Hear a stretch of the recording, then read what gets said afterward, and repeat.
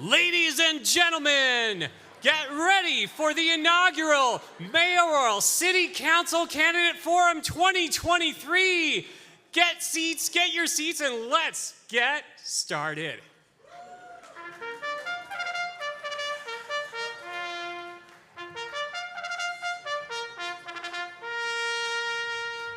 All right, round of applause for Mackenzie. All right, I am Jonathan Singer. I am your Master of Ceremonies, if you couldn't tell by the red jacket already. I'm also the Senior Program Policy person at the Boulder Chamber of Commerce.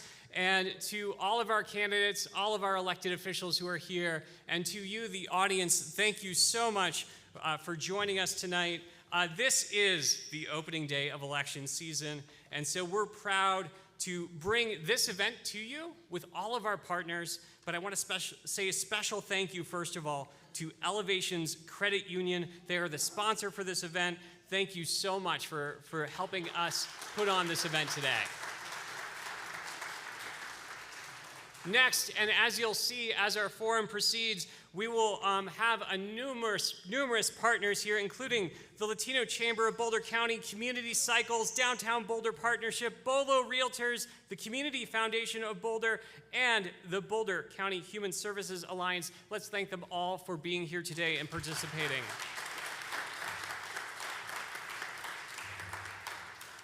The reason I listed those partners is because we understand at the Boulder Chamber that while we try our best to speak with one voice, it's truly an e pluribus unum, out of many voices one.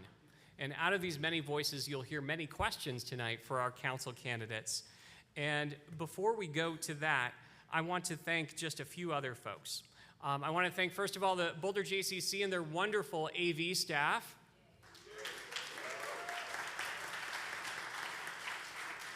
And I also want to thank a number of the folks here who have joined us from the Boulder Chamber. We've got some very illustrious folks here, but first of all, thank you to some of the folks who are out there signing folks in right now. So to Maya, Courtney, Megan, thank you, and Erica, thank you all so much for holding it down for us, getting people into their seats on time, and getting us fed.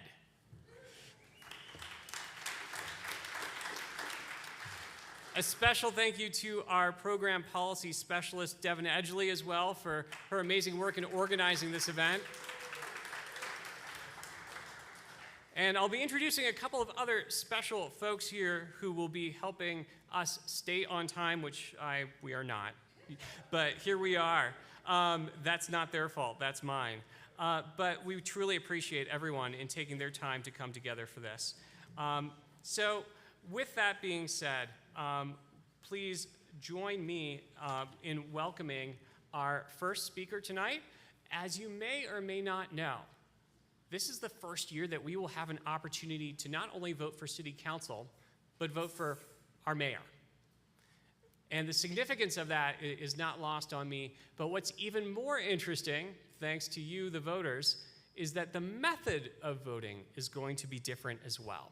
The method of voting is going to be through ranked choice voting, but rather than have me explain that to you, we have our communications specialist from the Boulder County Clerk's Office, Mirkala Wozniak. Why don't you come on up to the stage and regale us of this new method of voting.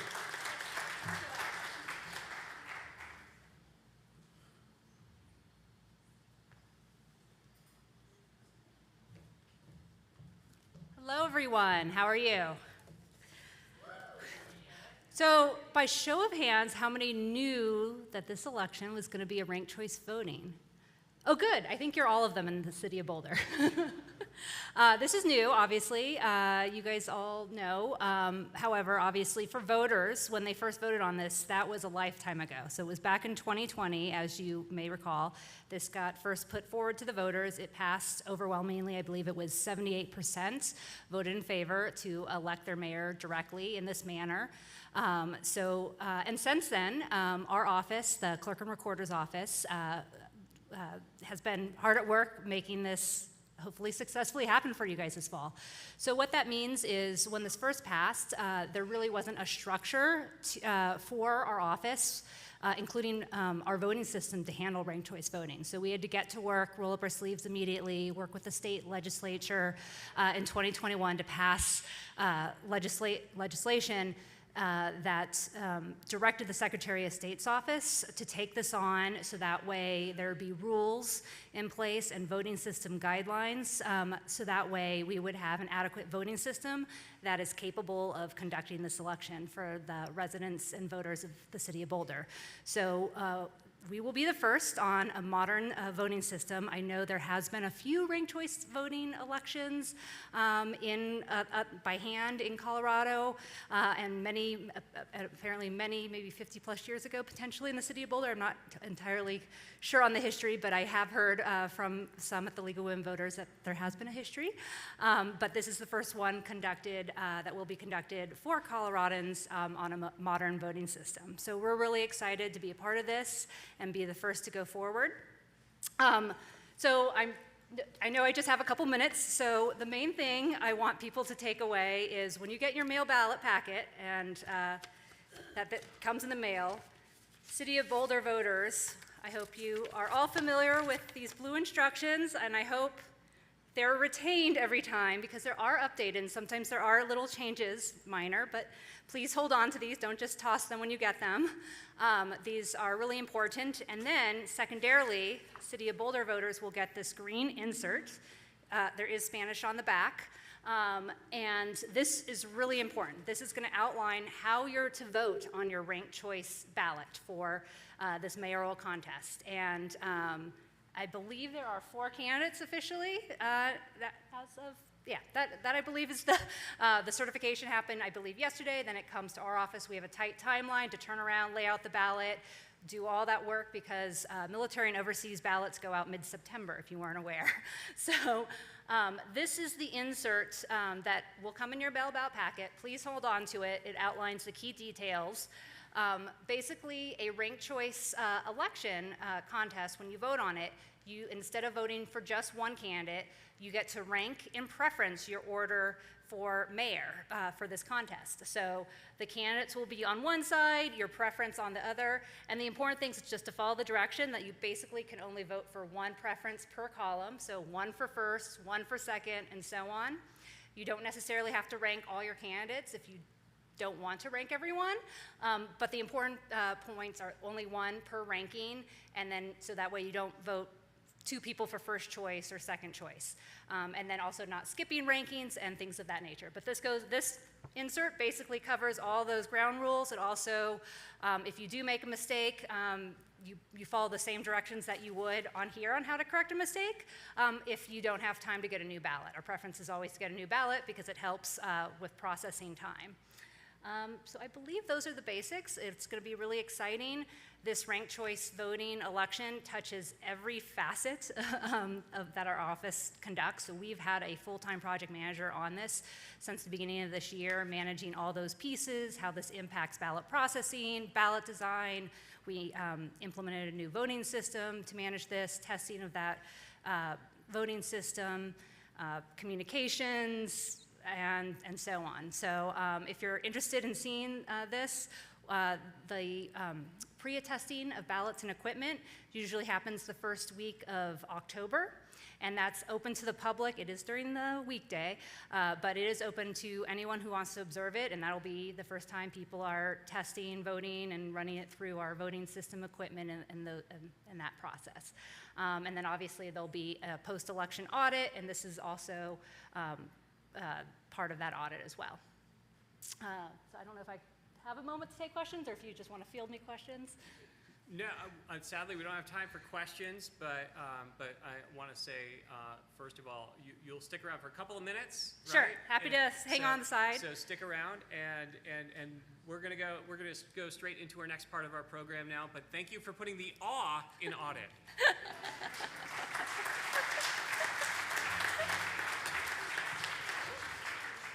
And a special thank you to our county clerk's office. For those of you who don't know, Boulder County has some of the highest turnout in the nation, and so give yourselves a round of applause.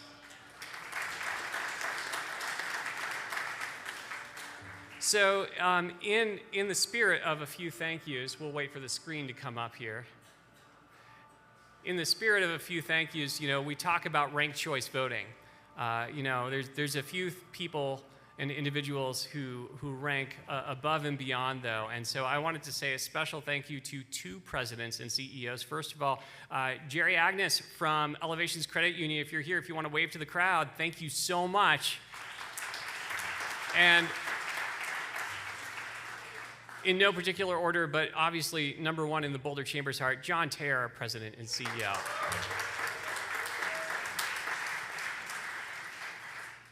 So once again, thank you all for being here. We're going to go through a number of topics tonight. They'll range from the minimum wage to public safety, the permitting process. Okay, we got to watch for the plosives candidates. Affordable housing, downtown Boulder, special districts, public spaces, and workforce development.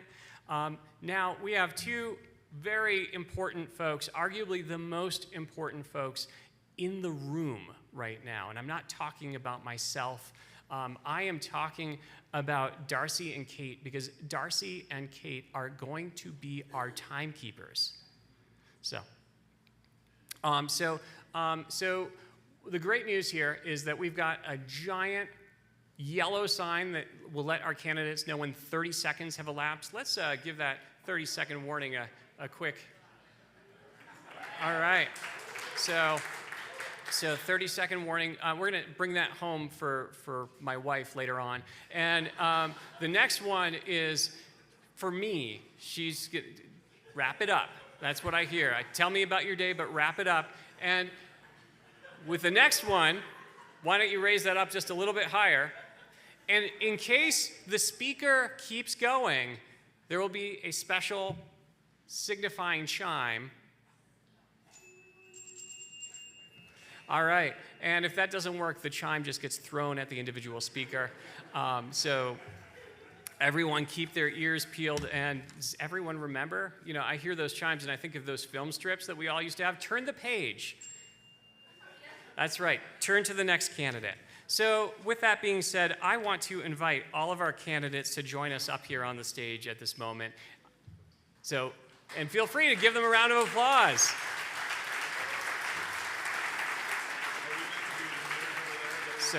Yep. We've got assigned seating, folks. Oh, it's fine? Assigned seating in alphabetical order. So if we've given them assigned seating, there will be no musical chairs today.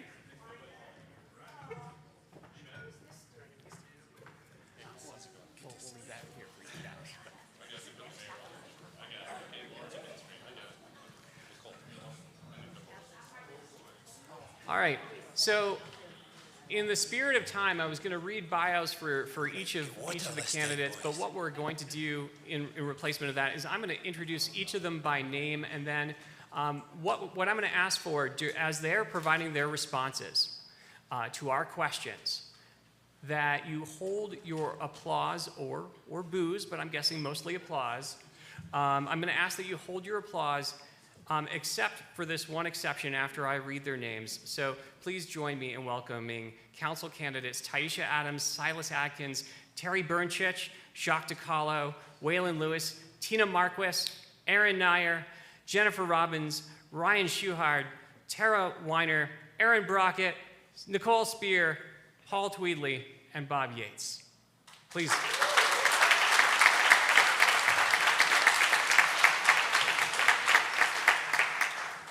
We know, I can tell you as a former candidate, that it is never easy going up in front of a crowd and putting your heart and soul into something. So my applause and my thanks to each of you as well.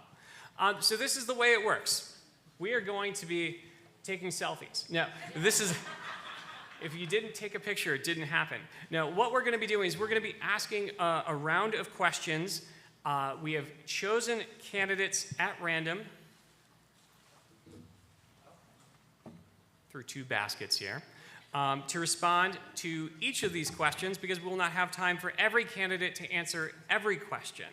But what we're going to do is bring up candidates two by two council candidates, two mayoral candidates, like I said, chosen at random from these illustrious baskets. So we're going to open with this. For Paul and Aaron Brockett and Jacques DeCallo. Oh. We're going to do introductions first. Can you tell that I'm nervous? But we're gonna cue this up for the next question here. So Jacques and Terry, and then Paul and Aaron Brockett. But first, what we're going to go to is introductions. We've given you each 1 minute to tell us a little bit about who you are, why you're running, and why you love Boulder. Should be on. Okay. Good evening. My name is Taisha Adams. I am an educator, environmentalist, and social justice advocate who's lived in Boulder for 11 years. I feel like we are in a polycrisis of climate, culture, and community affordability, and I believe that I bring the expertise around climate resilience, around social justice, being on the Boulder Police Oversight Panel, and most recently rolling off the Colorado Parks and Wildlife Commission. I am ready for this moment, and most importantly, I'm ready to work in collaboration with federal council, community, and business to meet the incredible demands that are at our doorstep. And by culture, I mean the calls for book bans. By climate, I mean wildfire and floods. These are issues that continue to escalate, and no policy in and of itself alone will be enough. People do work, and it's the quality of our relationships that will determine the quality of our response. Thank you. All right, you already broke the rules, folks. We're going to assume that we can clap for everyone. Also, I'll ask if the candidates wouldn't mind standing up for the camera so they can be able to differentiate. So, Silas, take it away. Hello, my name is Silas Atkins. I am a resident of Boulder. I've been for 7 years. I'm a single parent, and I work at a school. I make very minimal money, so I'm running on council to make things better for people like myself who are struggling to survive here in Boulder. At least 25% of Boulder residents are below poverty wage, and I don't find that acceptable at all because we are a city that can come together and make that better. I'm here to work on housing, transportation, arts and culture, wages, and the environment, because all of those things help us be more climate resilient when we work on them together. Thank you very much.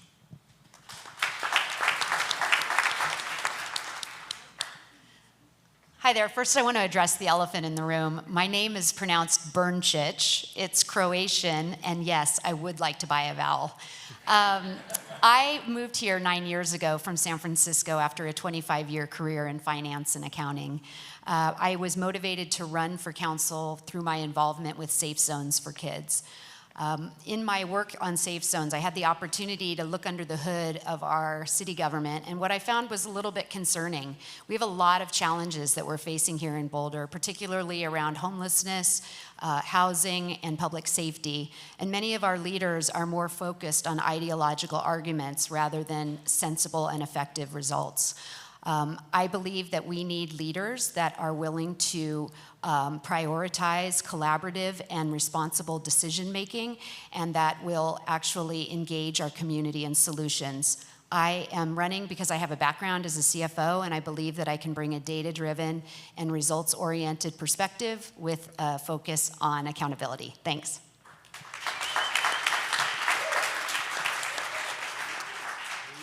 Good evening. My name is Jacques DeCallo. I was born and raised in Boulder.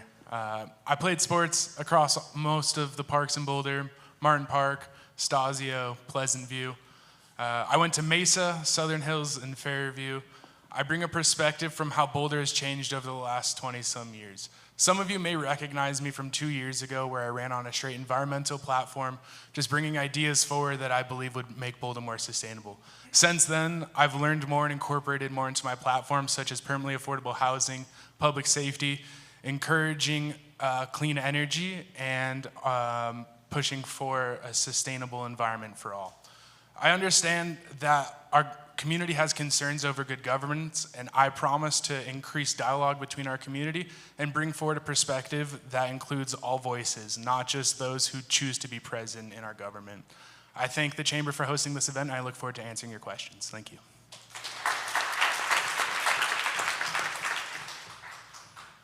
Jock stole about half of what I was going to say. I'm from Boulder. I went to Whittier and Mapleton. I'll skip the rest, Casey. So my name is Waylon Lewis. I'm the founder of Elephant Journal. It's a business, which I thought I would mention. It's been going for 22 years. So I've balanced budgets with responsibility for those who work for me, with good benefits, making sure they're taken care of. I've known their families. It's still going, and it does provide me the ability to run and serve, finally. I'm very excited about that. To Silas's point, I'd love to see City Council be more equitable so those who weren't in a workaholic position or retired or whatever could serve. I'm very inspired about climate change, which is not something everyone says all the time. It's a very difficult issue, but fire mitigation to begin with, we will be a target for marshal fires again and again. That applies to floods, homelessness, public safety. We can make progress, and affordability, we can make more. Thank you.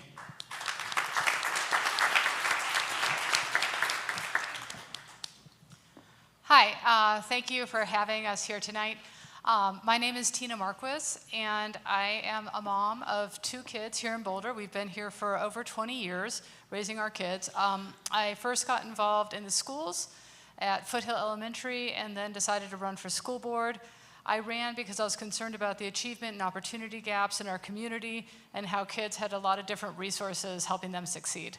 Through that experience, I became aware of a lot of other issues facing our community, including affordable housing, especially for teachers, paraeducators, bus drivers, as well as the sense of security around Boulder High as we deal with our unhoused, our homeless population, and look to find solutions. I'm running for city council to continue serving our community. I've been off the school board for 2 years, and I've rested after the pandemic, and I'd love to help find solutions for the community. Thanks.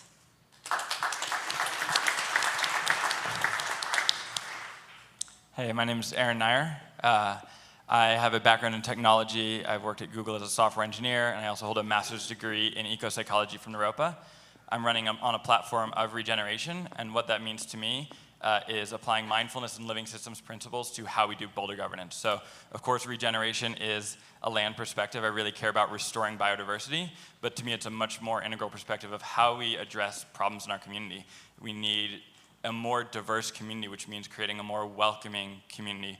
We really need a more efficient government and more effective structure, so we need infrastructure that's going to support addressing the climate crisis in an effective way while still keeping Boulder affordable. And we need to level up our technology within governance so we can actually move efficiently on a lot of processes, which is going to support people living in Boulder, support businesses growing in Boulder.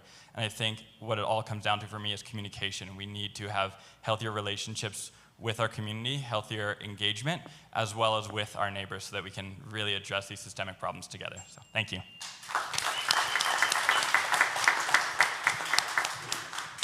Hello, my name is Jenny Robbins. I've lived here in Boulder for 7 years. I have 2 daughters who are 11 and 13. If you're wondering about my backbone, I have 2 twin girls, so it's pretty strong at this point. In addition to that, I also have been shuttling 28 Girl Scouts for the last 6 years through adolescence. And what I have found with those girls is that we have youth that are really hungry for leadership. We have kids that are really struggling. They've been through fires, pandemic, a lot of catastrophes. They have a little hopelessness happening right now. And it's really important to make sure that we advocate for our youth and our families. My husband has a small business here in Boulder. I'm a passionate advocate for arts, small business, safety, and the environment. I started running for council because I think there should be more youth opportunities, as well as the current council, I believe, should have done more, and we can do more on environment and affordable housing issues. Thanks.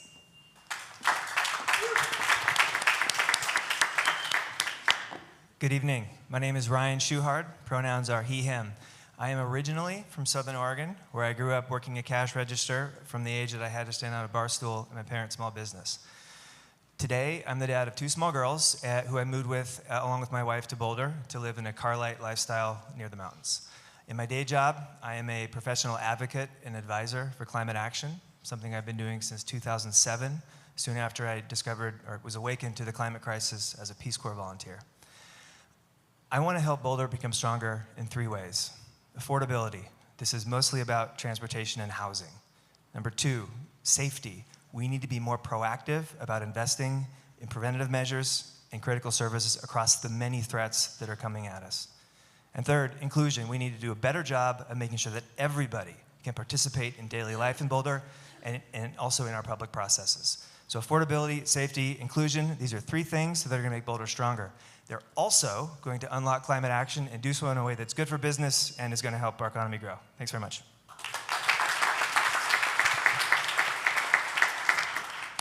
I need one more hand here. I'm Tara Weiner, and I'm on City Council, see the badge, and I'm running for re-election. Hold on.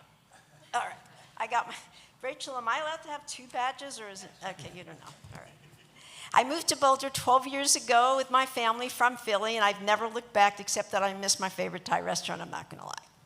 It took me 1 year to know anything on council, and then it took me another year to really grasp the issues. The learning curve is crazy. Land use, zoning, call-up, budget, mouse care. Ask me about that later. Remember the mouse in city council? Okay. Any decision needs 5 votes, me and 4 others. So my relationships with my colleagues is very important to me, and my relationship with you is very important to me and with staff. Relationships are, I repeat, very important. These are the things I'm going to focus on and that I have focused on. Lighting and underpasses, protected bike lanes, safe public spaces, small businesses, decreasing crime, options for people suffering with mental health and drug addiction, and of course, affordable housing. Did it.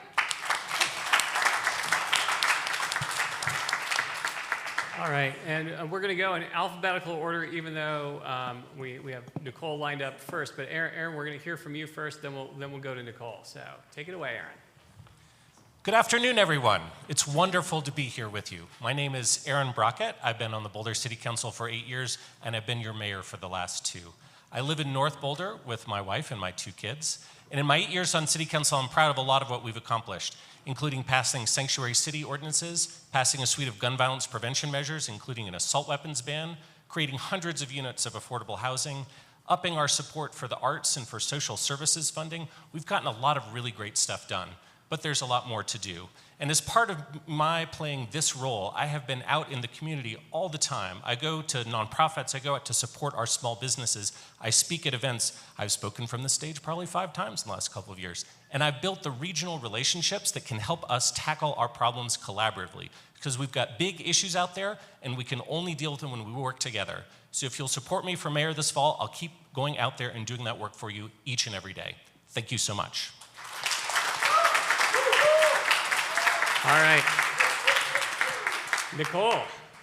Can everyone still hear me okay? We can hear you loud and clear.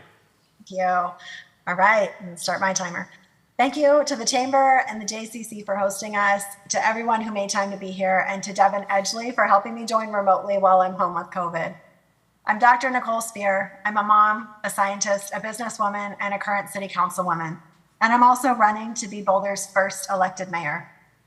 We've made progress addressing the challenges of the past few years, but I know that many of you in our business community are still struggling. And our memories of the businesses and nonprofits who've closed their doors since we were here 2 years ago tell us we still have more work to do. We'll talk tonight about how our city's high housing costs, lack of affordable childcare, and shrinking workforce make it harder to recruit and retain staff, and how permitting delays, unclear application processes, and an overly regulated environment make it hard to adapt to quickly changing circumstances. I hope we'll also talk about our many strengths, our innovative and collaborative business and nonprofit community, our dedicated city staff, and our world-class workers. Because what I love about our city is that every time we commit to working together, our challenges become opportunities. Thanks.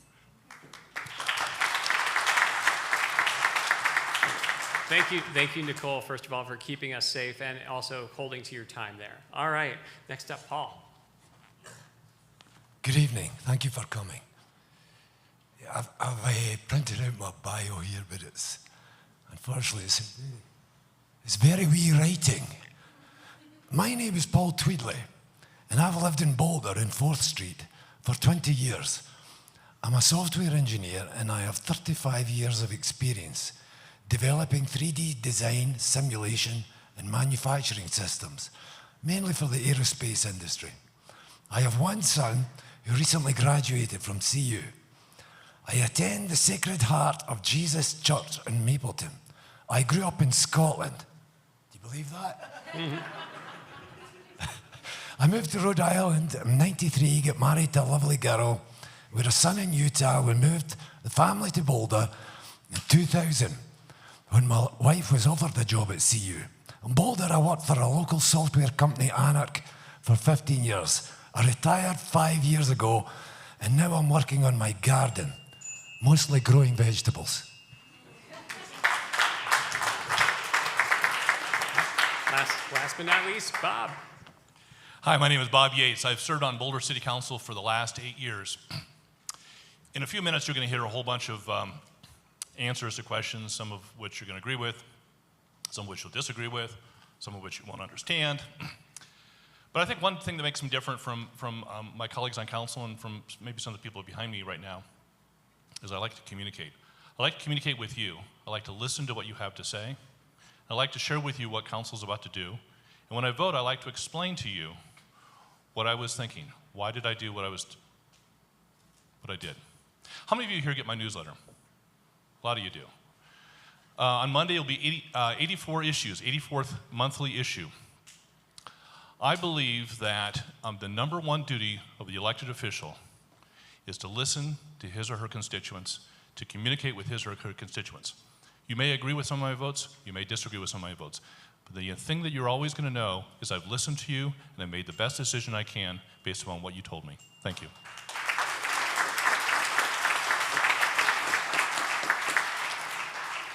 Well, I was hoping for a Rhode Island accent, but I'll accept Scotland today. So, all right, with that, we're going to go into our first question. Once again, this question is going to go to Aaron Brockett and Paul Tweedley and Terry Bernchich and Jacques DeCallo. This comes from the Boulder Chamber. Residents and businesses are deeply concerned about criminal activity impacting property and the sense of personal safety. What measures would you propose for addressing these concerns about crime in our community? We'll start with Paul. Good question. I'm sure you're all aware there was a stabbing on just at the library there. It's funny, I was going into the municipal office there to get my signatures, and there was a Fox 13 news cameraman there speaking to him. He said, yeah, it happened right here, just on the bridge. You know that white bridge that goes over there? It looks a bit over-engineered, but that's where the stabbing was. I mean, that's right in the corridor from, university coming down to the businesses downtown. And it's like, what are we going to do about it? I mean, what is City Council going to do about it? I mean, we need to have people respect the law. How do we do that? I think you do it in small stages. If it's a misdemeanor, you get a ticket. If you don't pay your ticket, you're going to jail. And we're building that. Thank you. Aaron.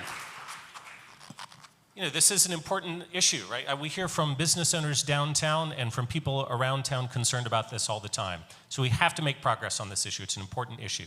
So we do have some new resources coming online. We've been expanding the very successful Downtown Boulder Ambassador Program, and we're moving that up to the Hill as well. We've added urban park rangers to assist with these issues as well. And something I'm very excited about is an initiative that I've championed to bring a non-police-based emergency response system online, which will help with the lower level behavioral health issues that we see, because a lot of the issues we see out there in the community don't require an armed officer.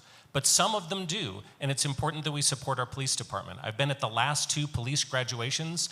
There's been an amazing diversity of ages, backgrounds, and experiences. We've got a lot of new people coming online who'll be able, and that will give the police department the time and the resources needed to tackle some of these bigger crimes, some of the bigger problems that we're facing.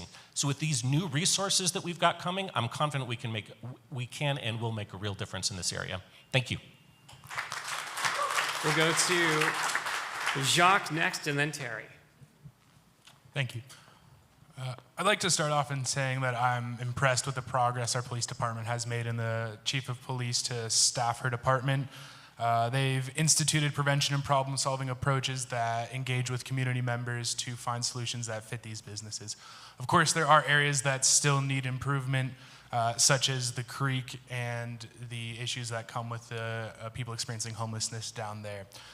We need to work to target these main areas of impact and find preventative measures that all of the community can have access to see where these areas are and bring their solutions forward. I personally believe that much of our city is incredibly safe. However, there are acts of vandalism. I've picked up needles at the creek. I've seen broken glass, and I've seen the things that all of us in this room have seen that are making us feel that our city isn't necessarily as safe as it actually is. I believe that we need to just continue the dialogue and community input. Thank you. Everyone has a right to feel safe in their community, and it's not unkind to say so. Our downtown businesses are experiencing, crime and being victimized. We have our bikes being stolen. We've got open-air drug use happening and violence in our streets. We need to stop this cycle of crime. We need to work with our criminal justice system to make sure that there are meaningful consequences for criminal behavior. In particular, we need our community court to stop the practice of dismissing tickets, 5, 10, 30 offenses. We need alternative sentencing that will get these individuals the help that they need and get them off the street. And similarly, we need to revise our bail policies. Individuals that are committing violent crime and have a history of not showing up for court need to be given a bail that is high enough to ensure that they're in custody or at least incentivized to come back and be in court so that they can be held accountable for their crimes. Thank you.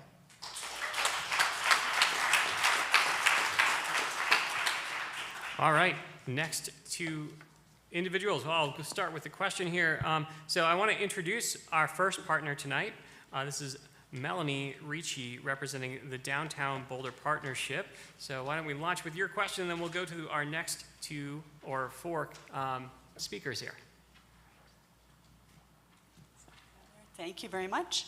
Okay, candidates, how do you envision the city supporting safe and managed public spaces, specifically throughout the downtown area? All right, we'll start with Bob Yates and Nicole Spear, and then we'll go to Aaron Nair and Waylon Lewis. So let's start with Bob Yates. 8 answers. Number 1, permanent supportive housing. Number 2, treatment for mental health and substance abuse. Number 3, open our night shelter to the point where people understand there are empty beds there every night. Number 4, open a day shelter. We don't have one of those in town. Number 5, enforce our camping ban. We need to have our police and our lawyers backing up the enforcement of our actual laws. Number 6, clean up encampments as they occur. We need to increase the size of our cleanup crew. Number 7, there needs to be consequences for crime. We have people who have 50, 60, 80 violations. They don't go to jail. That's not right. 8 out of 8, transients. Do you know that 50% of the homeless people you see out there on the street have been in Boulder for less than 1 month? Do you know that on an average day in Boulder, Colorado, 4 new homeless people show up in town? They stay here for an average of 1.3 months, and they go on to the next town. That needs to stop. We need to help them get on the way to the next destination. Thank you.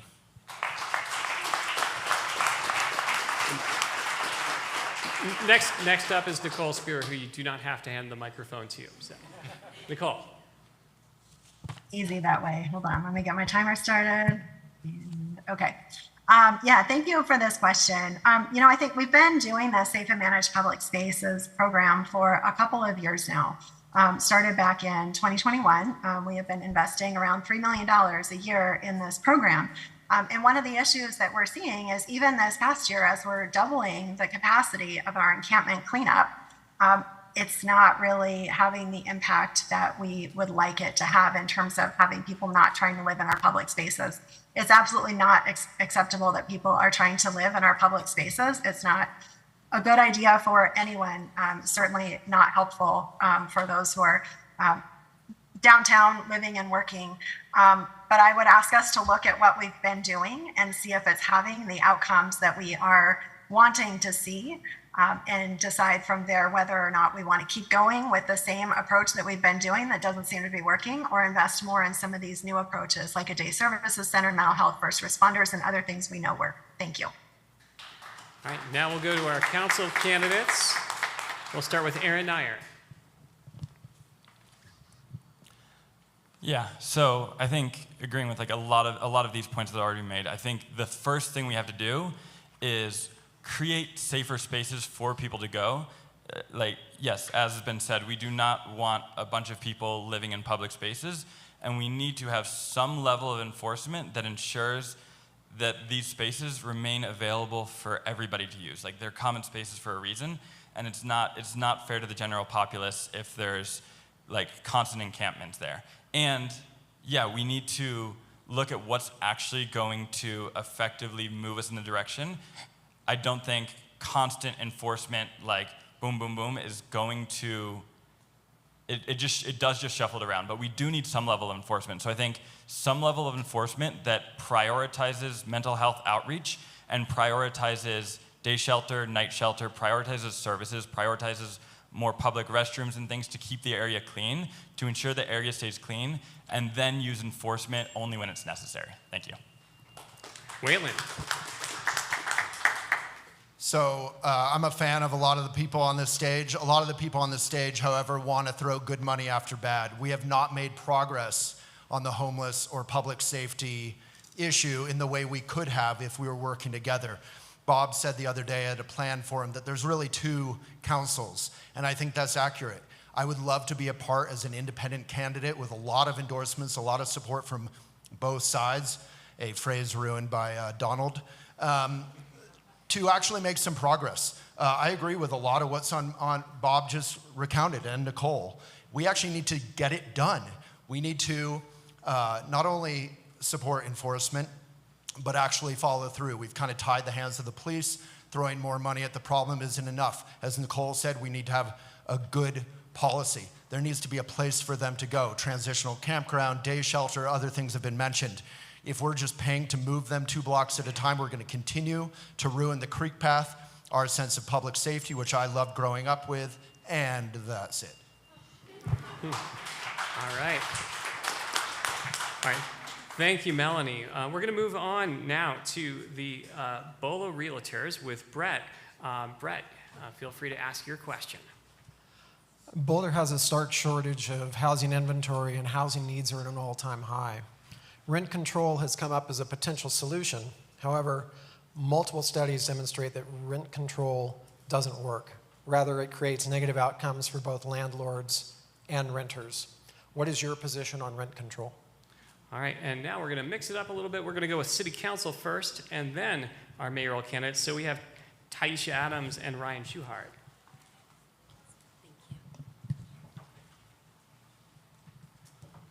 Thank you. So, do I support bad policy that did not result in the outcomes that we've desired? No, I do not. Rent control has not led to the outcomes we've desired, but rent stabilization has created pathways. Also, there are other ways that we can ensure and support stability, including rental assistance, which we already have programs that are over demand. Right now, we have organizations in our community that are filling the gap, filling gaps, including rental assistance.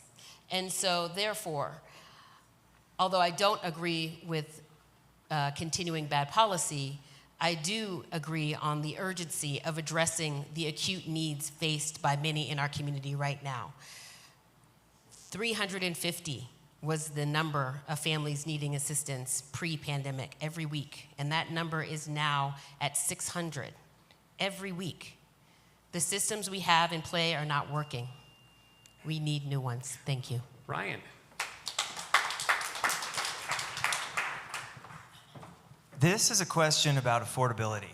Half of Boulder residents pay nearly half of their budget for transportation and housing. This is grossly unaffordable, and it's a reason why our city is depopulating, why our school district enrollment is declining, and why traffic is getting worse, not better. It's also the result of deliberate planning that is making it expensive to consume energy in space, or it's forcing us to overconsume energy in space. And this, of course, has cascading environmental effects. We can do better. We need to align our planning with our values and goals that allow more people to have more kinds of housing, in middle housing, meaning townhomes, cottage courts, triplexes, duplexes, ADUs, And we need to reform parking to make it so that we can build housing instead of having water flowing over concrete when we need natural space. I have a list of things here. We just got these questions yesterday. I don't know if people realize this. And I was at another plan forum with my colleagues here. So I've got a list that I'll submit in writing. But I'd also point out that more generally, affordable housing fees should be tied to the price of market rate housing. And I guess you'll have to stay tuned for the written comments for the rest. All right. Always leave the audience wanting more. So speaking of more, we're going to go to our council candidates. We'll start with Nicole, then go to Bob. Excuse me, mayor candidates who happen to both be on city council right now. All right, so. Okay, so I will say there's no one solution to our housing crisis. Fundamentally, I believe that basic human needs like safe shelter, clean air and water, healthy food, childcare, and healthcare should be available and accessible to everybody. Rent control seems to have different outcomes depending on the background of the person that you're talking to. It does seem to help the people who are in the rent-controlled units, but it does not kind of solve what is in our area a regional affordability crisis. Because there just isn't one solution to our housing crisis, and it's going to take a balance of a lot of different approaches to get us to a place where we have affordable housing for our residents and workers. This council has really been coming together a lot around issues of housing. We've been working on land use changes, zoning changes, occupancy changes, changes to our inclusionary housing policies. All the things that this council has been doing will help prevent housing prices from increasing as fast as they would have over the coming decades. But to address affordability right now, we need to be looking at minimum wage and basic needs assistance. Thank you. Bob. My wife tells me I need to slow down, so I'm going to talk much more slowly on this answer. I rattled through 8 solutions to homelessness. Try solving homelessness in 60 seconds. It's tough. All those 8 are going to be laid out in my newsletter on Mondays. You'll see them. You can read them at your leisure on Labor Day. Rent control. Thank you for asking the question. The answer is no, I'm not in favor of rent control. We've heard lots and lots of reasons why it doesn't make sense. Conversion to condos, bad behavior by landlords, less housing actually being built rather than more housing. What are the 2 big cities that have rent control? San Francisco and New York. Not the cheapest cities in the world. Is it working? I don't think so. I'm not in favor of rent control. Fortunately, the state has prohibited us from having rent control here in Boulder, so we don't have to deal with it. But if the state ever changes that rule, I would be voting against it. Thank you.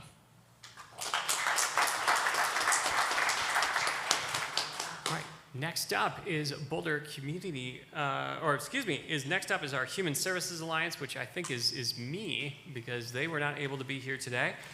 So please pretend that I'm Matt Eldred for the moment here.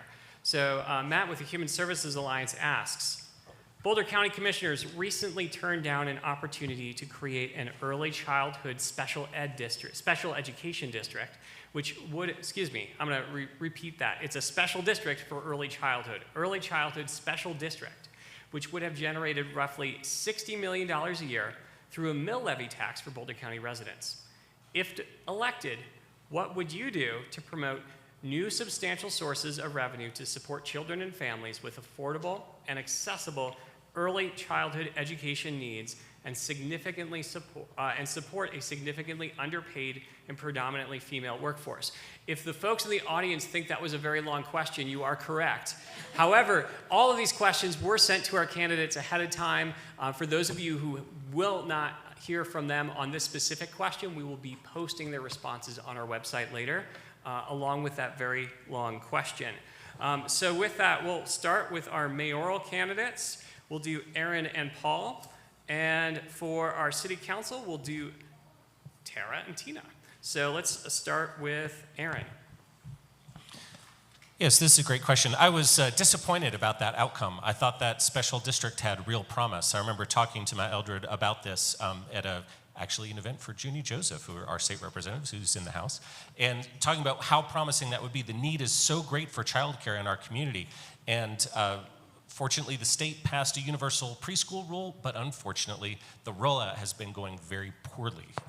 So we're collaborating with our partners at the school district to assist them however we can, and the city also has childcare subsidies available, and we deserve to do more of those. I can't claim that we're going to find $60 million in another pocket, but I hope this comes back, and I hope that the county commissioners will take another look at this again, because it's critical for the needs of our workforce. Often, particularly for single parents, single moms, you need reliable childcare. There are few things that stand as barriers to people who are trying to get out of a lower income situation than lack of access to childcare. So it's a critically important problem we've got to keep working on. Thank you.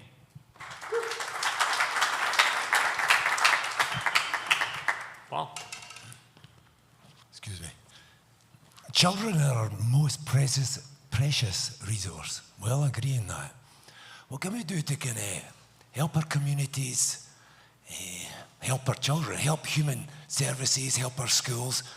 You know, there's no easy answer. You know, some things I've been looking at, not that I have my own child is 25, like I say, but one thing I was looking at is like homeschooling. There's a lot of interest. I think like 5% of the families that are doing homeschool in the States. And also there's other resources in your neighborhood. Like there's people in this room that have talents that would be prepared. They're retired and they maybe want to go and help homeschool children. You may not believe it, but I used to teach piano. You don't believe it? All right, next up, Tara. I'm going down memory lane because ever since I was, 22, I've been working. And when I had my kids, I was in a big panic because I didn't know what I was going to do.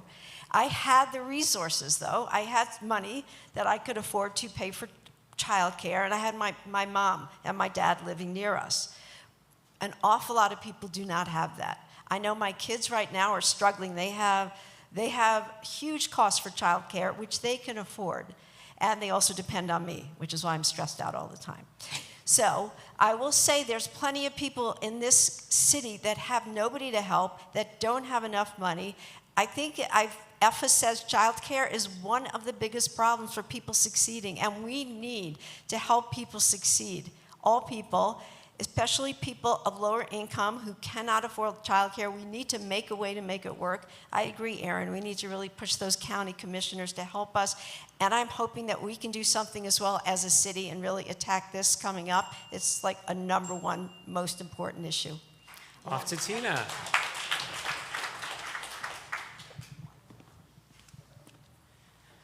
Hi. So on the child care tax, I personally did not support that tax. The structure of it crossed Weld County and Boulder County, but didn't include Broomfield County, so there wasn't alignment with the BVSD and St. Vrain school districts. And it also created another layer on top of the school districts, the Early Childhood Council, and also the preschool board that was formed at the state level. So it added a layer of complexity. But unfortunately, we didn't get the desperately needed money to help our families who need childcare. So I would support a city tax that would provide childcare with our city that's more manageable. I would also conduct massive stakeholding with the different childcare providers as well as the Boulder Valley School District to make sure that we have buy-in and we can appropriately support the providers, and also look at how the BVSD has created living wages for its preschool teachers. So they're the best paid preschool teachers, except maybe the JCC, which is awesome too. So that's what I would support.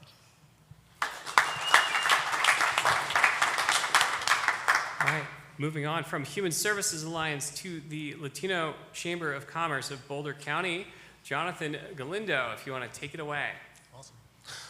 How do you plan to promote economic growth and job opportunities specifically within the Latino community, including support for Latino-owned businesses? All right, and with this, we will start with Silas Atkins and Jennifer Robbins, and Nicole Spear and Bob Yates. So let's, Silas, since you have the microphone, we'll go with you. I believe that where we need to start with this is that we need to start with housing, livable wages, universal basic income, robust transportation networks, arts and culture, and a feeling of safety. That's my answer for almost everything that I've been asked, because I believe it's the core foundation of how we get to where we need to be. When we have what we need and we feel safe, we can contribute to the greater community. We can work better, we can live better, and we can provide something that is beautiful to all of us, which is a welcoming community. Thank you very much. Jennifer.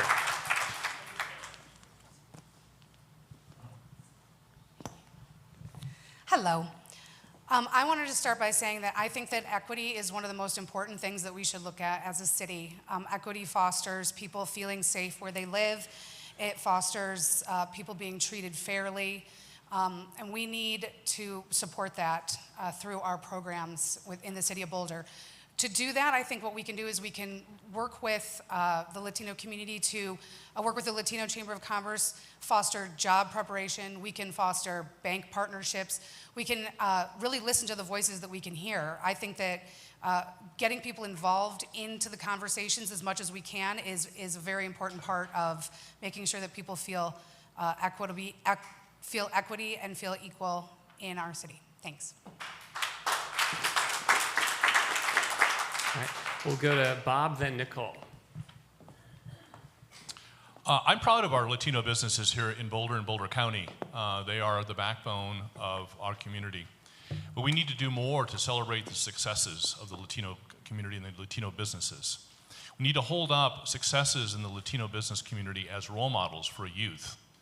The city has a Youth Opportunities Advisory Board where we appoint young high school students to serve and advise council, and many of those are Latinos, and we need to continue to provide those opportunities for Latinos to then grow up and be successful family members and successful business members here in our community. And we need to support and celebrate those businesses that have done very, very well so that other Latinos see the success of those businesses and know that they too can achieve here in our diverse and welcoming community. Thank you.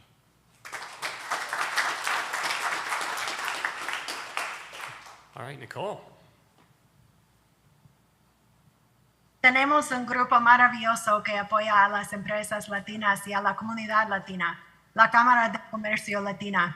Soy miembro de este grupo, así que yo sé que tiene eventos educativos y sociales para apoyar a las empresas latinas que atienden las necesidades de la comunidad latina.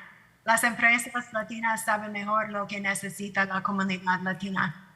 We have a wonderful group that supports Latino businesses and the Latino community, the Latino Chamber of Commerce.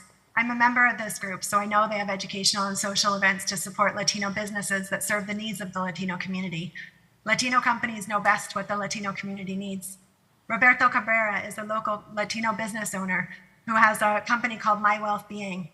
It's a financial advising and management company that started almost 2 years ago. Provides education, tools, strategies, and consultations to help create wealth for participants. It's a wonderful example of how people in the Latino community are already addressing this issue, and supporting their work can help.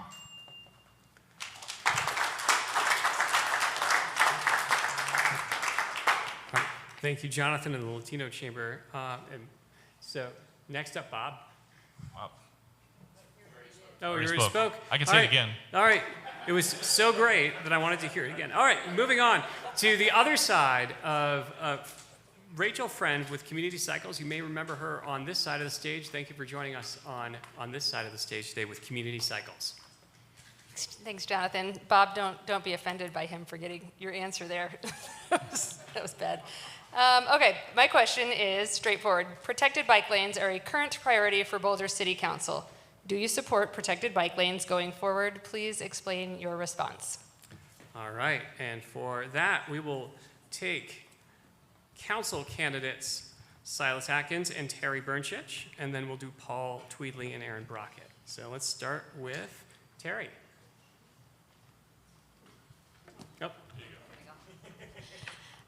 Boulder is a biking town, and we definitely want to do everything we can to keep people out of their cars and on their bikes. I am strongly in support of protected bike lanes, especially in the key commute corridors. You know, we really need to encourage as much eco-friendly travel as possible, and I think giving especially families the reassurance to know that they can get from point A to point B without any severe traffic issues is very, very important to get people on their bikes. The other thing, even though it's it's not part of protected bike lanes, but I think is important is the multi-use paths. They are connectors between our protected bike lanes and really important for commuting. And I think we need to do more around our policies specifically there, keeping them clean, but also really having some new policies around e-bikes on our paths and making sure that we have infrastructure and policies that will ensure that people use e-bikes safely and also can do that alongside our pedestrians and our regular bike transit. Thanks.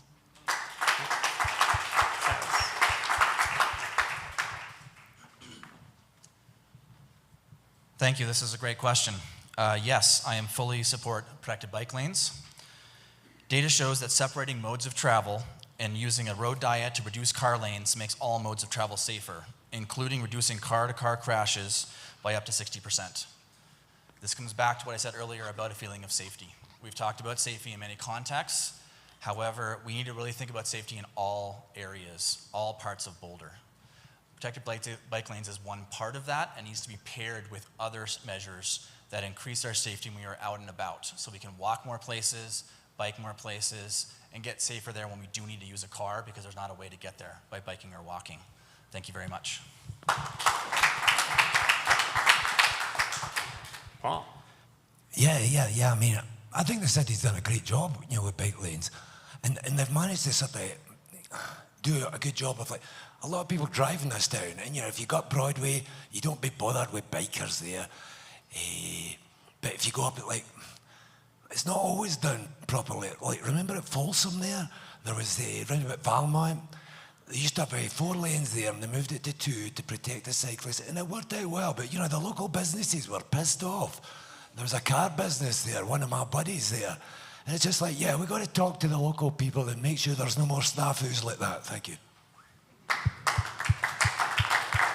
Aaron. Yeah, this is critically important. We need more protected bike infrastructure. And this is something that the current council has been working really hard on with the Core Arterial Network program that we've been undergoing for 2 years, because it's incredibly important for cyclist safety and also for the resilience and climate friendliness of our city going forward.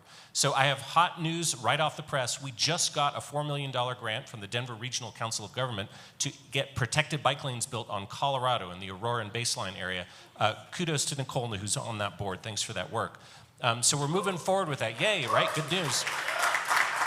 And while this isn't a protected bike lane, I was involved in efforts. We just got a $35 million federal grant to build bus rapid transit to Longmont that includes a regional grade separated bikeway. We just had a cyclist die on the diagonal recently. So these are going to help improve cyclist safety going forward. I'm very excited about that. But before I wrap up, I need to give a shout out to my council colleague, Rachel Friend, who asked that question and who's leaving our council shortly. Let's give her a really big hand for her work.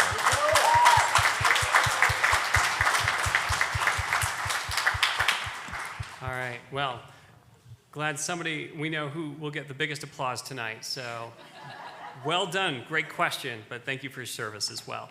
Moving on to our next partner here, we have Tatiana Hernandez with the Community Foundation of Boulder. Tatiana, take it away. Hello and good evening. Tributes. As I have saluted your predecessors, may the odds be ever in your favor. Over the past many years, our greater Boulder County community has experienced opportunities for philanthropy, government, and our community partners to come together.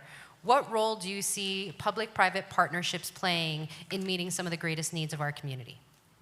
All right, we will go with Bob Yates, then Nicole Spear, and then Ryan and Tina.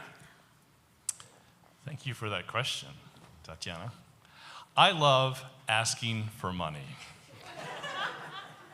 I'm a really good fundraiser.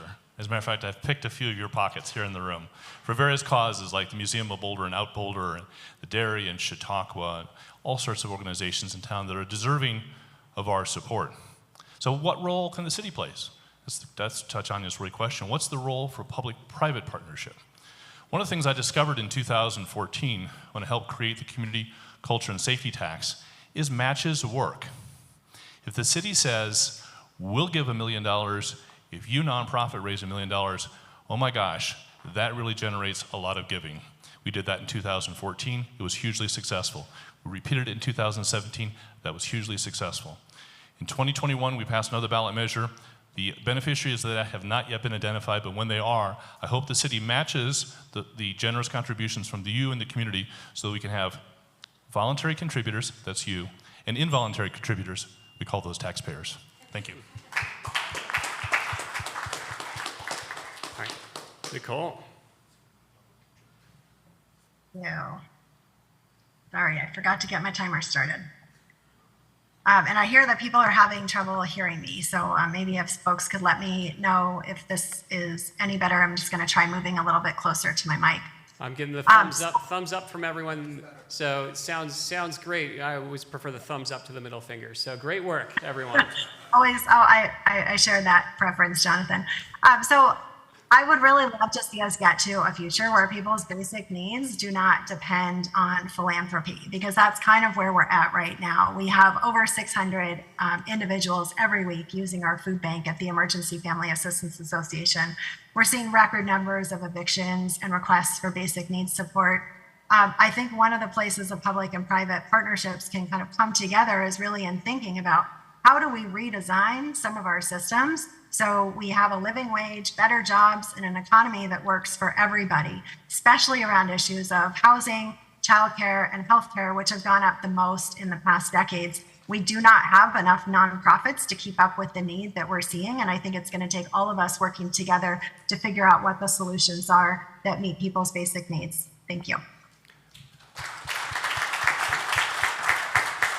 Let's go with Ryan, then Tina.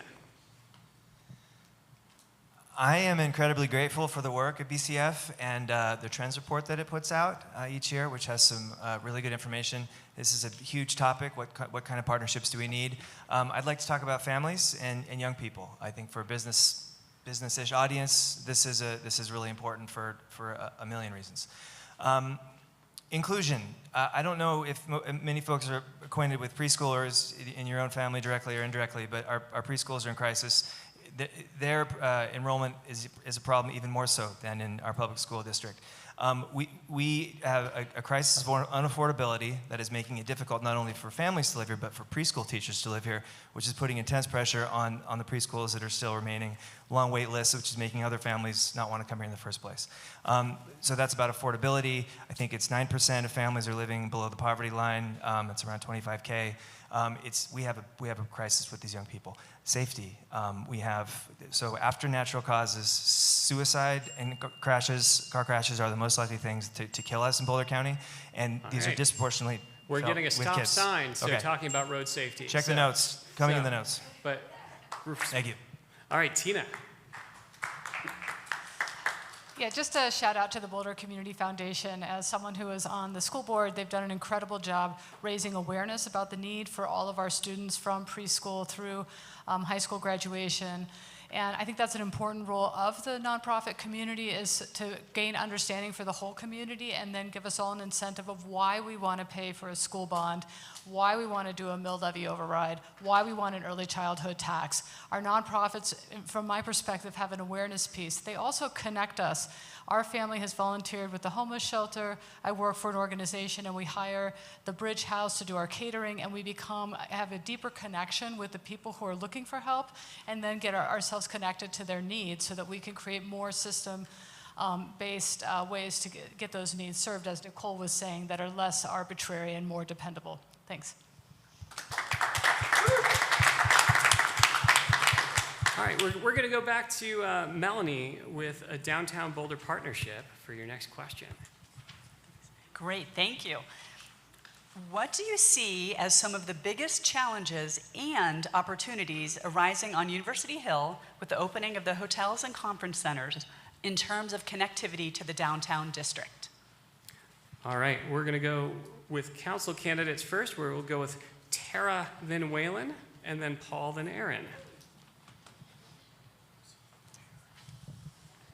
The opportunity of University Hill Commercial District to succeed this is our opportunity of a lifetime. We now have, right now it's not doing that great. I mean, honestly, how many of you go there? Probably not a lot. One of my goals is to have a great University Hill Commercial District. And I think the Hill Hotel is going to be a crucial part. They have opportunities, people who stay there, to go left or to go right. How can we push people to go into the district and spend money and to help it thrive. So I think we need to, first of all, make it safer. We do have a problem with, we've talked about homelessness, and I think it's a big problem there, and also property crime as well. It's also needs to be cleaner. Honestly, trash is a big problem there. How they get the money, though, is the big question, and whether or not we can funnel more money to that commercial group is going to be important. Connectivity-wise, I would say from the hill to the hotel, down the path to the downtown is going to be our opportunity of a lifetime. I hope I'm on city council to do something about it. Wayland. I want to do something. So I live on University Hill. I recommend everyone go there and check out the businesses and support them. There's some fantastic businesses. Cafe Aeon is a personal favorite. It's been a problem for years. I think it's emblematic of the lack of relationship or the difficult relationship with CU and Boulder itself. I was exasperated the other day when I went out with my puppy and my bicycle over just yards and yards of glass. It's always like that. It's ignored. There's TVs, there's mattresses in the farmer's ditches where the little baby ducks are born. It's ignored. There's potholes, there's fireworks, it's ignored. The hotel, you know, it will connect downtown and the hill more.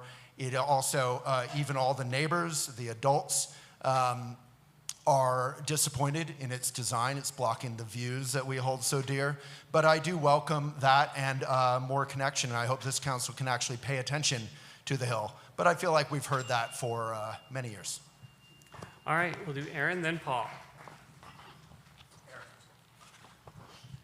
Yeah, we've got to get this right. This is the opportunity of our lifetime for the Hill, right, with the opening of the conference center and the Hill Hotel. And so we have to make sure that that invigorates and revives the Hill, but we also need to make sure that those hundreds and hundreds of people who are attending conferences and staying at the hotels also have an easy way of getting downtown and patronizing all of our amazing downtown businesses. Currently, there is not a safe connection. You know, going down that hill through the Arboretum, which I have to say is probably the most misnamed place in our city right now, it is not a safe place to go. It's not a pleasant place to go. So we need to do something better. Now, one option would be a gondola, but that's probably prohibitively expensive. But we need better connectivity, so we're currently embarking on a study, and what I'm hoping comes out of this is if you've been on one of the two new bridges up to CU that go from the creek path up to the stadium area, those are beautiful and they're really usable. I'm hoping that we can get one of those built so we can give people a really safe and pleasant way of getting downtown from the hill. Thank you. Paul. Yes, I agree. Excuse me. The key thing is, you know, we've got to get rid of the crime, the drugs. We've already discussed this, and we've got to, well, you know, just clean up that area. Because if we don't, then you can build what you like. People will not come, and if they do, they'll stay in their hotels. They won't come down into the businesses downtown. I mean, look how many. Boulder is a foodie kind of place, and it's so good. I think we all enjoy it. But in that area, we've lost the Med, we've lost the Chop House, we've lost the Oscar Blues. What can the city do to encourage businesses, you know, to survive and thrive? Well, we've got to think about coming up with solutions. That's all.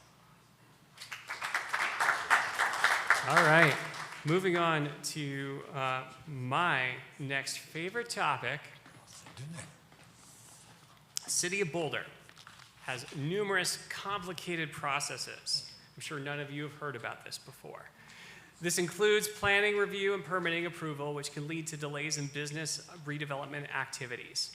The resulting financial impact on local businesses can be crippling and has forced other businesses to relocate out of town. What steps would you take on Boulder City Council to streamline and improve the City of Boulder planning review and permit process?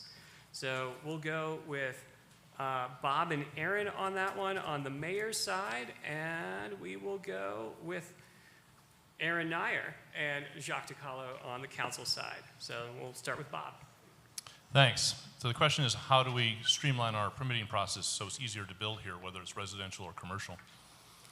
In my 8 years on council, I've received over 100,000 emails from you all.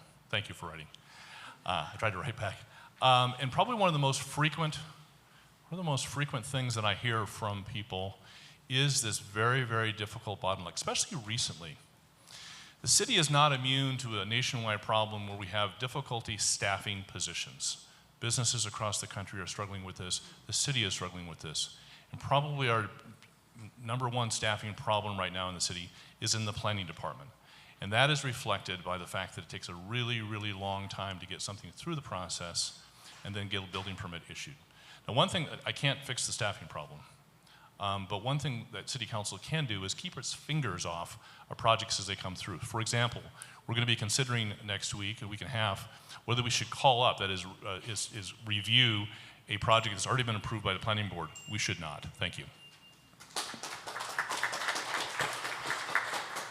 So I get this complaint all the time. The city's permitting process can be Byzantine. It can be slow. Who here has tried to get a permit from the city of Boulder? I see the frustration in your eyes from here. And it's something that we need to do better on because it slows things down. It prevents people from just building a deck. So this is something that we need to do better. And it is something that we are gradually making progress on. Our staffing issues are getting better, thank goodness. The timelines are coming down. But at the midterm retreat last year for the council, I said to the planning department, would you look at all of your rules and regulations, and if you find bottlenecks, come back to city council and tell us about those, and we can pass ordinances to clear up those bottlenecks for you. And I asked my colleagues, would people support that? And we got unanimous support. And I'm happy to say that the city planning staff has already brought us back a couple sets of tweaks that are removing roadblocks. And I was just talking to our planning director, Brad Mueller. He said another set is coming back in January.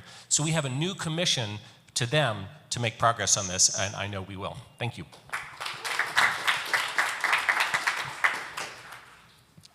I'm really glad to hear that, Aaron. Yeah, it's good to hear the roadblocks are getting cleared up. I have a lot of relationships with small business owners, and like one of the things I heard is it can take 400 days to get a permit for a drywall job. And this is a huge issue for local businesses growing in Boulder because a global or transnational or national corporation can afford to wait 400 days for their business to open. A local small business cannot. And so these inefficient processes are stopping local businesses. It's stopping us from growing wealth in the community, and it's keeping our wealth continuing to go out to these national corporations, and that needs to change. So I think one thing is we need to adjust the processes such that if it's tiny things like a drywall job, that should not have to go through this really long process. Those should be expedited because it can just be like a quick yes, yes, yes. The other thing is if we need to increase staffing to address bottlenecks, we should be able to do that efficiently. But I think the biggest thing is we need to use technology better so we can automate away a lot of the processes so that humans can do what the humans are really good at doing without having to do a lot of stuff that could be automated. Thank you. Jacques. Yeah, thank you. It's hard to say things that haven't already been said by the three other people who have spoken before me, but the key things are that we need to focus on small businesses. These are the people that are getting affected the most. Delaying these permits can penalize these small businesses that will deal with uncompensated expenses from this. They're already dealing with small margins, so we need to continue to support them. A community example that I'm sure most of us are familiar with is Fresh Times, where this business had a restaurant and a couple other fronts, and they were unable to continue with their businesses because of permitting delays. We need to increase access for assistance with these programs so that small businesses are guided and given the proper tools to succeed. Happy to hear what Aaron said, that we are increasing staffing to make this more available for our community. We need to streamline what can be streamlined. It's important that we maintain a sense of quality with our decisions. We don't want more money for these large corporations and developers. We want to keep the money with our small business owners. Thank you. Next up is from our Human Services Alliance, so I'll be reading for them. Many business sectors are grappling with a current labor shortage, including the human services sector. What are your concerns about this labor shortage now and in the coming years? What ideas do you have for how we might address it in a way that supports and maintains a diverse community of employees? We will do council candidates Taisha Adams and Jennifer Robbins, and then we will go to Paul and Nicole. So let's start with Taisha. Thank you. I got 2 W's for you: wages and working conditions. These 2 areas continue to be deplorable for many.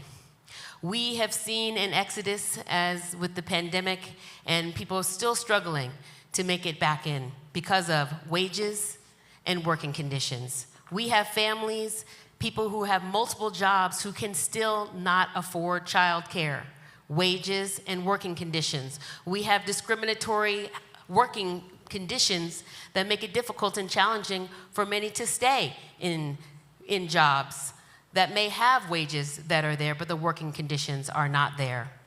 We have increased air quality issues for those who are working in the outdoors. We have increased heat issues. We have issues after issue after issue, and with each issue, we have opportunity and we have precedence of meeting grand challenges together. This is not our first time. It won't be our last. Right. Let's do it together. Thank you. Jennifer. Okay, I think that overall people want to work for companies that have good work-life balance, that pay money and have a positive company culture. I think a lot of that has to do with small business. That then goes back to our permitting process. I think we need to try to open more small businesses in this town. My husband has a small business, and he has not lost an employee in 6 years. They kept fully staffed through COVID. Boulder's the kind of place where people want to come and live and work, because you can call your employer and say, I'm going to do an Ironman in Nepal and I'll be back in a month, and they say, great, send pictures, you know. I'm from Chicago, you couldn't do that there. So people want to work here, they want to work for small businesses here, they want a good company culture. With that in mind, I also think as far as the Human Services Department goes, and this is something I struggle with all the time, but I think that people right now we're having an empathy issue as a culture, and it's hard to find nurses, it's hard to find healthcare workers and social workers in today's climate, and so we need to start teaching our kids more about empathy in order to get them into the jobs that we need. I'm told the other difference between Chicago and Boulder is when we talk about the bears here, they're actually bears. All right, we'll go with Paul then Nicole. Correct. Yeah, you need to reward people that do a good job. You know, it's just like, you got to reward competency. But that's not always possible because, it's fine in a boom period, but it looks as if the nation's going into a recession. So what can we do if we can't just throw money at the problem and hire the best guys or retain the best guys? One way you can retain the best guys is just like, you got them and you pat them in the back and you say, Bob, you're doing a great job. I've got no money to give you, but you're doing a great job. All right. And Nicole.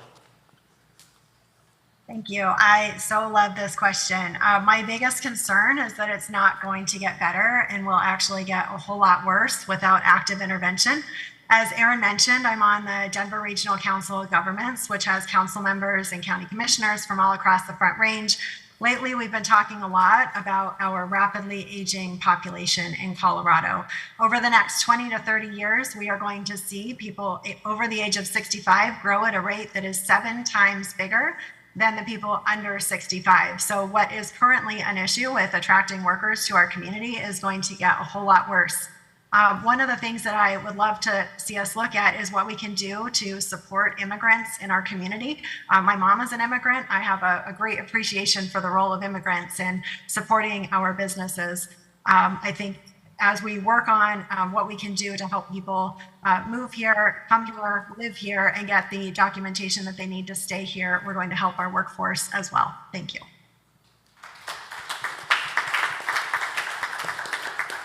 All right. We're going to move on to the Boulder Latino Chamber of Commerce now. Feel free to go with your question, Jonathan. Thank you. What initiatives do you have in mind to reduce barriers for Latino entrepreneurs to access resources, funding, and business development opportunities? All right. And for this one, for our mayoral candidates, we'll do Nicole and Paul. And for council, we'll do Taisha and Terry. So let's start with, we'll go in alphabetical order with Taisha first.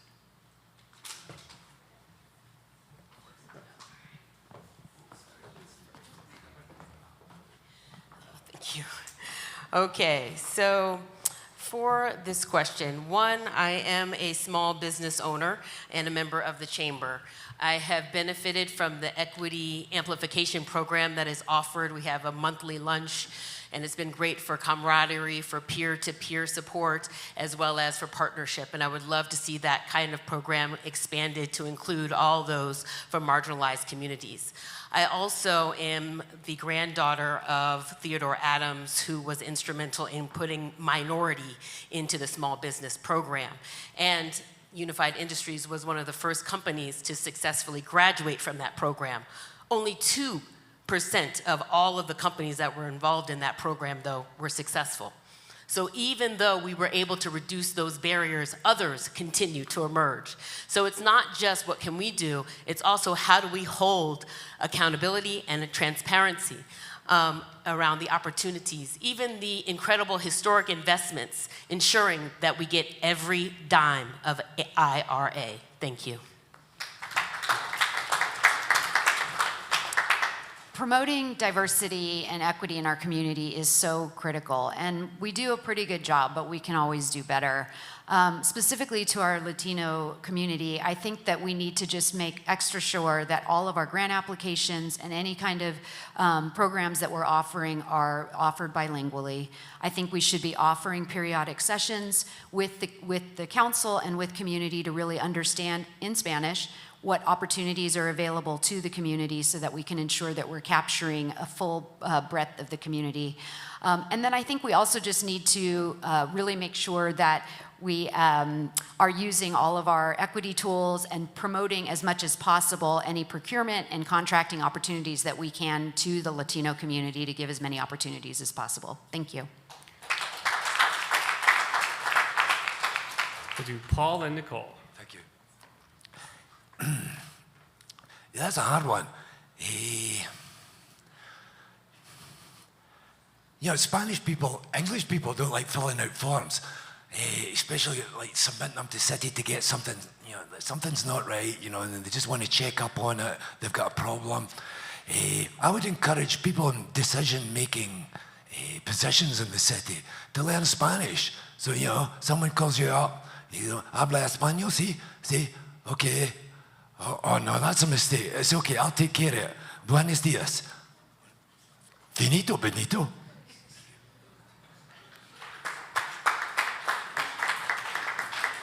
And Nicole.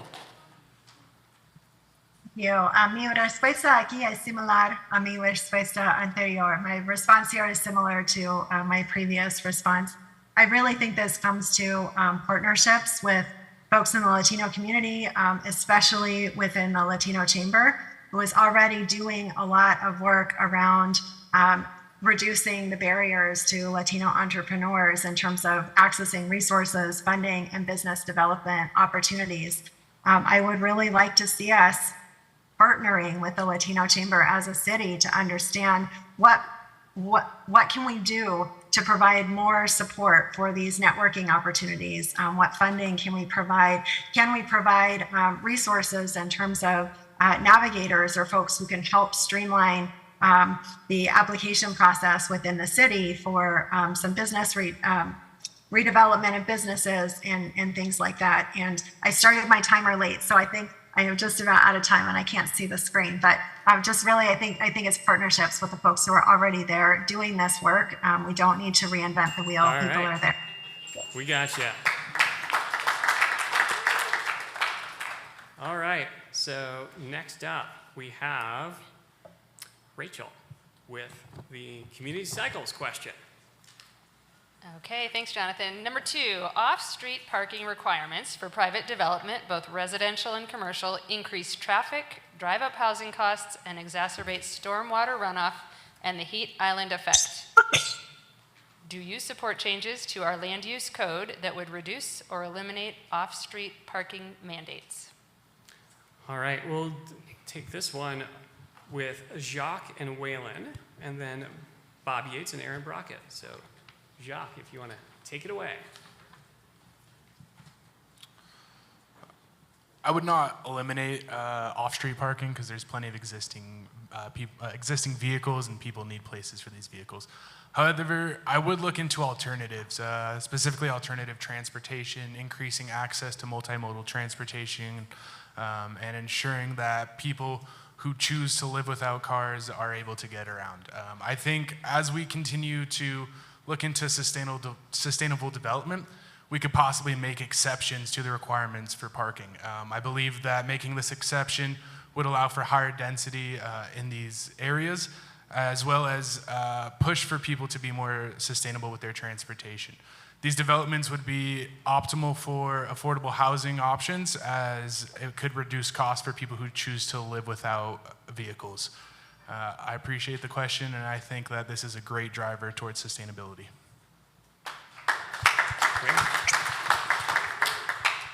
Yeah, everything Jock said. My friend Brian Bowen, local architect, sent me a podcast on parking. I never thought I'd be sitting around listening to an hour podcast on parking. It's fascinating stuff. The average parking spot adds costs of $30,000 to any development, and we wonder why we can't get affordable housing, or even that missing middle, which we should all be concerned about. We want to be able to hire wonderful employees and retain them. If we don't have the housing for them, we need to look at those parking spots a little cynically. There's some great information out there. Climate Town just did an episode on it. I biked here. I don't even use my parking spot at home. It's the kind of thing, if you build it, they will come. We've seen that in Paris. We've seen that around the world. We need to offer safe, which we don't yet have, back to protected bike lanes and more of them, and plowing them like they do in Halifax where my mom lives. They plow it like 6 times a day in the winter, and they also use that to plow the sidewalks. All right. Well, plowing through, we'll go to Bob, then Aaron. This probably requires a few words of explanation. So this typically comes up when somebody's building an apartment building, right? And the city has an archaic rule that tells the builder that they must put a certain number of parking spaces in for that apartment building. Invariably, they don't have enough space, so they come to us and they say, can we please have a waiver? We always say, yes, of course you can have a waiver.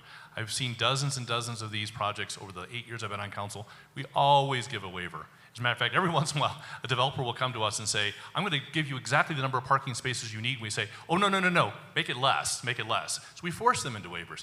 This is one of the silliest laws the city has, probably dates back to the 1970s. It's a law we need to get rid of. We need to reduce those parking minimums. I'll give you a concrete example. The Millennium Hotel is about to be torn down, and what's going to be constructed there is 303 units of student housing. But there's a parking requirement. How many of those kids do you think have cars? I mean, seriously, we need to reduce well, maybe some of them do, but not 303. So we need to reduce the parking requirements significantly in this town so that we can build more housing. Thank you.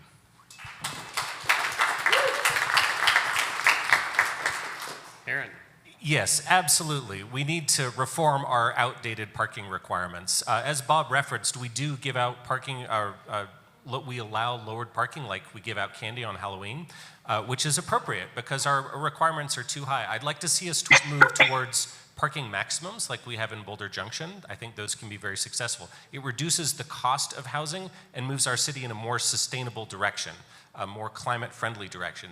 And then you pair those with good transportation demand management, things like bike share and car share and scooter access for those of us who are young enough to use those well, and any number of other things. I live in the Holiday neighborhood in North Boulder. We have 1 parking spot per unit up there. It works great, and everybody is able to live a car-light lifestyle or car-free if that works for them. So definitely an area to move forward for the cost, for affordable housing and for climate action in our town. Thank you. I'm glad we got a chance to talk about Halloween a little bit. There will not be a lightning round question on the bringing back the mall crawl, but we'll see if that comes up later. So next we'll go to Tatiana with the Community Foundation. Well, I might be asking a lightning round question right now because the question that we submitted earlier, I think many of you have answered in your previous responses, and you are welcome to answer it again if that is what you choose. The question is, as you look at the nonprofit landscape and really in community need, what is your understanding of the most pressing needs in our community?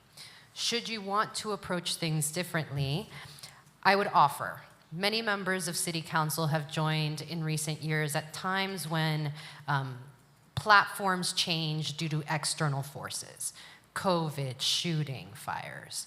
How do you pivot in moments of crisis? How do you learn? How do you respond? How do you behave in those situations? All right, tough question here. So we'll go to Bob and Nicole first, and then Tina and Silas second. No fair, this question wasn't on the list, but thanks for asking it, Tatiana. No, that's a great question. We pivot. How do we pivot? We pivot by, we all live in this community. We all live in this community. We're all members of this community. And so when we have something like COVID, we have a crisis, and we have a shooting at King Soopers, we come together as a community, we hold each other, we listen to each other, and then we figure it out. I love about this community is so many of us have come from other places. And we brought with us our ideas. And we come together with our creativity. And when we face a problem, whether it's a shooting, COVID, homelessness, some of our other challenges, we find the solutions. I don't think this community has ever found a problem that it couldn't solve. Our best days are ahead of us. Let's go there together. Thanks.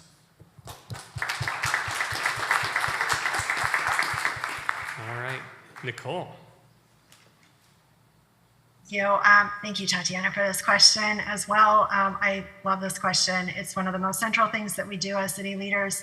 How do you pivot in moments of crisis? For me, I lean on the relationships that I have in the community, the relationships that I have with staff and with others who are critical to addressing whatever the crisis is that's come up. One of the things that's critical for this is having built relationships. You can't just kind of go and get a relationship in a moment of crisis that didn't already have some basis before.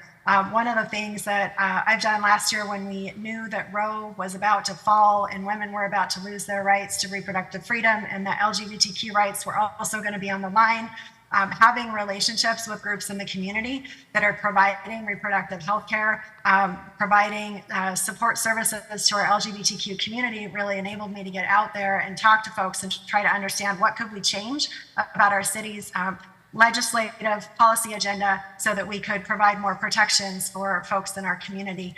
I think that it's just critical to have those relationships. Thank you.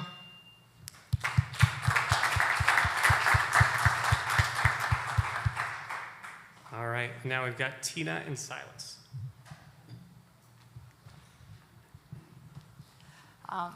Yeah, I was on the school board during the COVID pandemic. I happened to be president. It was a great experience. But the pivoting was really all about redefining the problem and leaning and supporting our staff to help deliver and help support the community that we serve. During that experience, I was amazed day after day after day about what our staff in the school district was able to do in terms of providing food to low-income families who all of a sudden had less access to food because of a lack of school lunches, creating temporary internet services so students could access online learning, creating mental health resources for teachers who are struggling, and also creating all of the Chromebook distribution. All of a sudden, we all had to be very technologically savvy. And I think it took a community that supported. Our job wasn't to question everything, but to offer our leadership to the staff, and that's it. Thanks.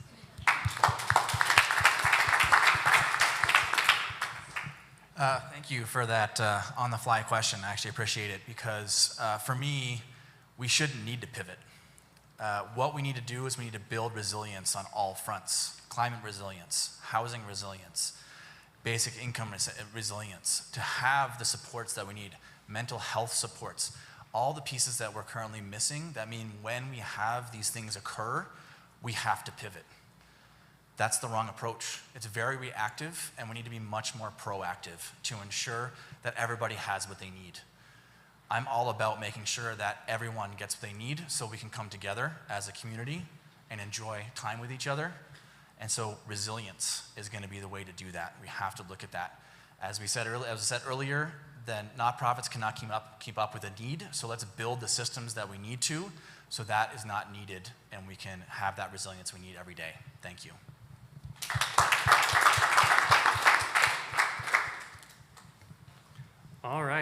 So I believe, does that conclude our partner questions for everybody? So we've got, I'm going to do a little Coach Prime thing here and call an audible on this one. I know we've been giving just a smattering of candidates an opportunity to respond to the questions, and that's partially to be a little bit of a teaser for what we're going to be doing to put up on the website to give all of you a chance to have your answers as you wrote them. But with that being said, there was a recent city council decision at a study session on the minimum wage. Now, I'm going to want everyone to answer this question. We're going to go in reverse alphabetical order on this one, but I'm going to want everyone to answer this one. The consortium of cities outlined an engagement process to discuss a regional minimum wage with an increase potentially happening January 1 of 2025. County commissioners then announced their intention to raise the minimum wage in the unincorporated parts of the county by the end of this year.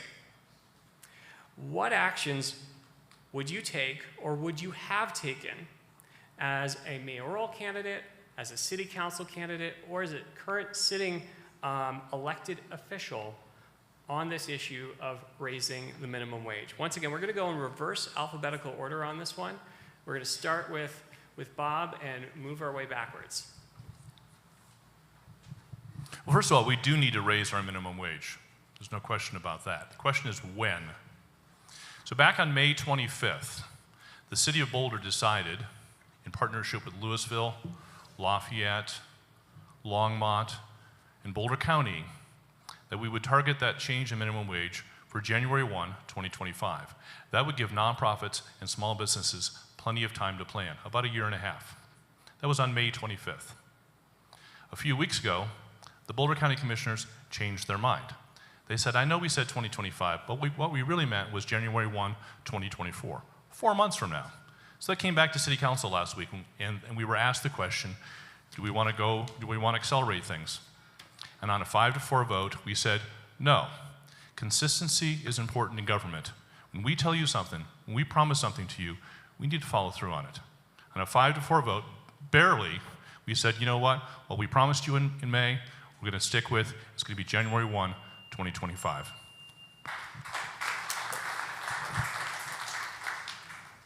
Minimum wage. So I didn't know a lot about it. I was reading from The Economist, maybe you've heard him, Thomas Sowell. I think he's a Harvard economist, professor emeritus now. He's getting older, but he's still great when you see him interviewed. But he was talking when he was young, he'd work in a cinema. You know, he's just a young boy there. But his job was to, guide people. It was a dark cinema, and he'd guide them to their seats. And he'd get 5 cents an hour or something like that. And he was explaining that if you raise the minimum wage to, say, 20 cents an hour, that job disappears. That job disappears. So now you don't have anyone leading you to your seats. Is that a good thing? You want to think carefully about it. Thank you. We'll go to Nicole, then Aaron.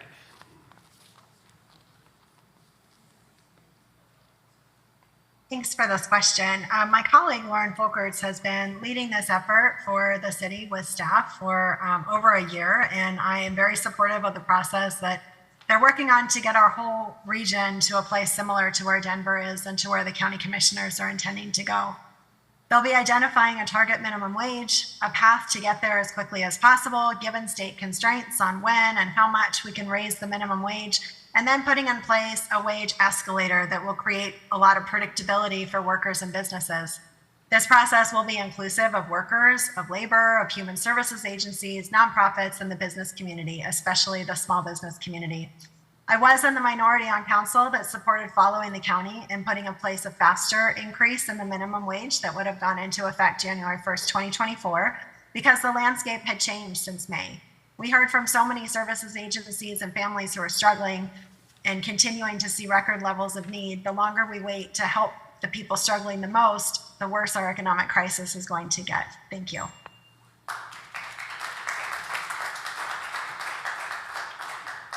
So back at that May meeting that Bob referenced, I was the council member at that time who said, let's move forward a little more quickly on this. And the reason for that is because people are suffering, y'all. Like the folks at the bottom end of the income spectrum, they can't make ends meet. And we hear this from our human services providers every day. EFA has warned us about this and has really lobbied us strong and hard on this, as have other members of the Human Service Alliance. There are people out there that need help with this, at meeting their rent and their food needs. So back in May, I said, hey, we could do a modest increase this year while we work with the consortium on what the final number might be as part of this collaboration. And so when this came back to us a week and a half ago, I stayed consistent. I said, I still think we need to help the folks who are absolutely struggling in the community with a modest this year increase, and then work with the consortium to determine the path forward. And I feel like that was a good path, but I'm still glad that we are working with the consortium. We'll work for the next year with all the small businesses, the larger businesses in the community, to determine what the eventual path will be, and I look forward to that collaboration. Thank you.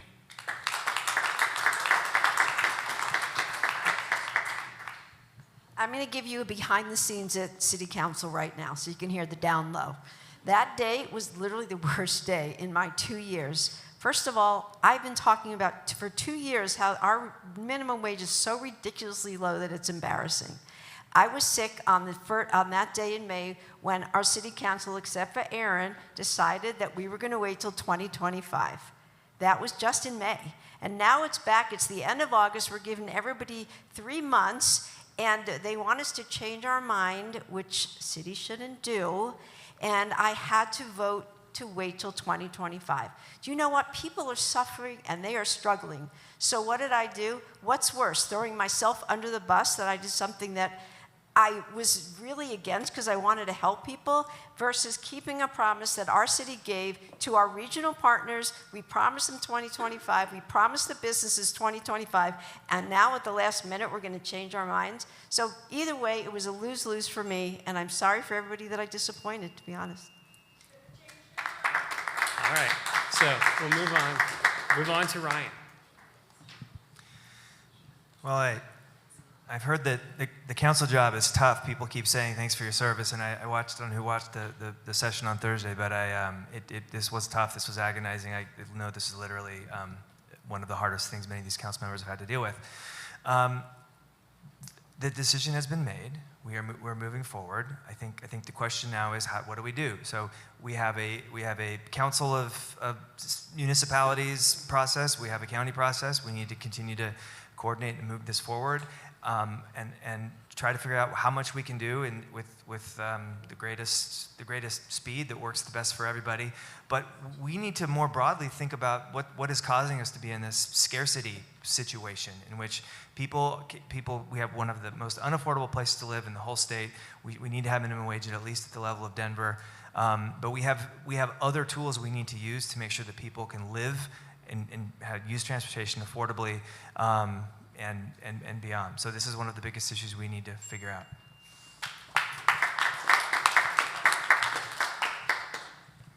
I do also support the minimum wage increase. I think it's a moral issue. People are suffering, as you've heard, and I do agree with that. With that in mind, though, I do think that we need to keep our partner approach moving forward. The regional alliance is very important, and we have to provide our businesses and the city's time to prepare for this increase, which we have told them is January of 2025. So I agree that we should increase minimum wage, but I do believe that we should do it in January of 2025. I'd say a healthy system involves both consistency and change. So should council be consistent? Yes. Should council occasionally change their mind when the context calls for it? Yes.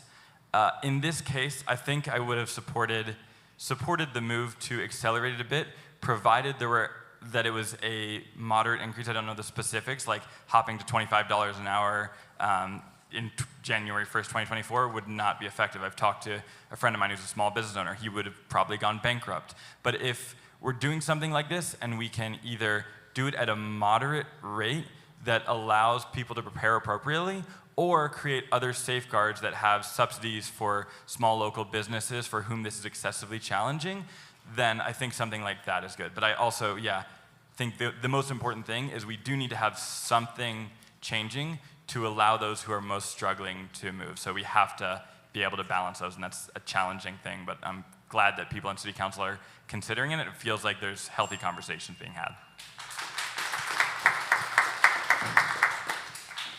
Yeah, I don't envy the city council for having to make that decision between consistency and helping people who are struggling. One of the things that I think is really important is how this regional consortium works together and whether this becomes a model for solving some of the other problems that are more regional. And I think a lot about the homeless situation we have, and that it's really a regional issue. And can we inject more into this conversation to help people who need more supports in our community and build on this collaborative effort to do even more to help?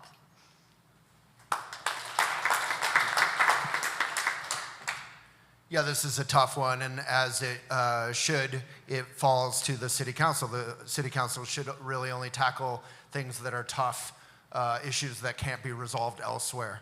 I grew up here. My mom never made more than $12,000 a year back then and worked 2 jobs. I saw her crying at Christmas when she couldn't afford presents. We lived on popcorn and rice some months. There's a phrase, the best time to change your mind on a wrong decision, something like that, is now. It may be uncomfortable, but I probably would have supported increasing the minimum wage. It's too low. That said, I am friends with Dave Query, Pete of Tiaco. I know margins are tight, and I do support, this is tough because I'm not on council now, but I do support working with the business community. If we break the backs of business with tight margins, that's not good for employees either. We need to retain employees, especially with the tough commute for so many of them with unaffordable housing. And one way to do that is to increase the minimum wage. Thank you.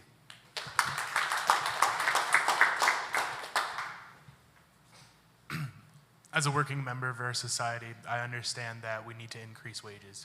Minimum wage is not kept up with inflation. People are feeling the burden, not in our city, not in our state, but across the country.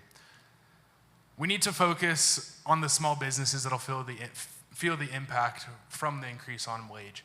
I believe that while it is a dire need, taking the proper time to implement measures that'll protect small businesses and small business owners is very critical.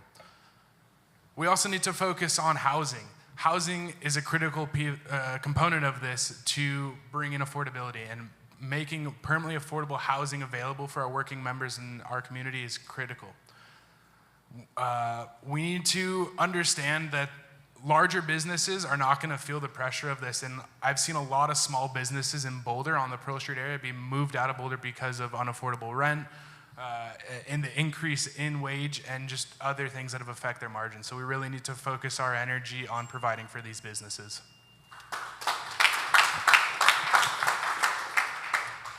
I 100% support the increase in minimum wage, and I'm really glad that we have it approved for 1/1/25. And had we been talking about changing it on 1/1/24 back in January timeframe, that would have been really amazing, but we weren't. And as a person that runs the finance department for businesses, this is going to have a really meaningful impact on our small businesses and their bottom line. And asking them in the last 4 months to all of a sudden pivot and revamp their budgets and really try to take this impact on such short notice is unfair, and it's not in keeping with the commitments that we made to that community. So I think we have to follow through on those commitments and really push at this point to make sure that we execute on the best possible policy that we can. Thanks.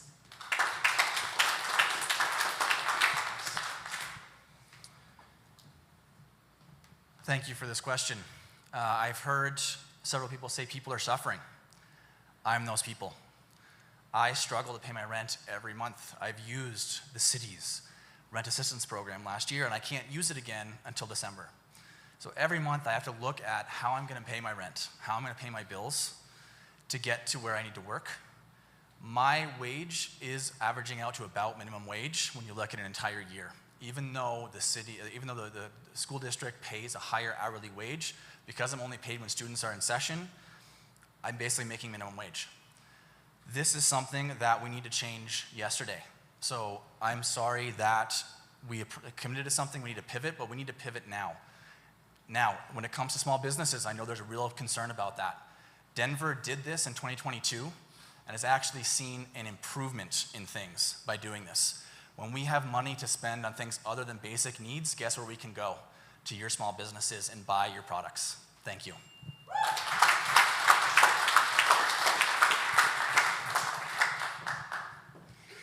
The fight for 15 started in 2012.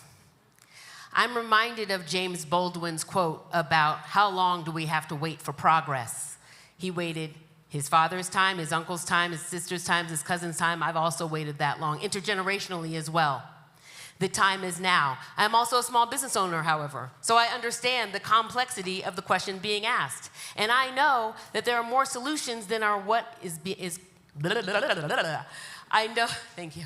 I know that there are more solutions than what is currently being discussed.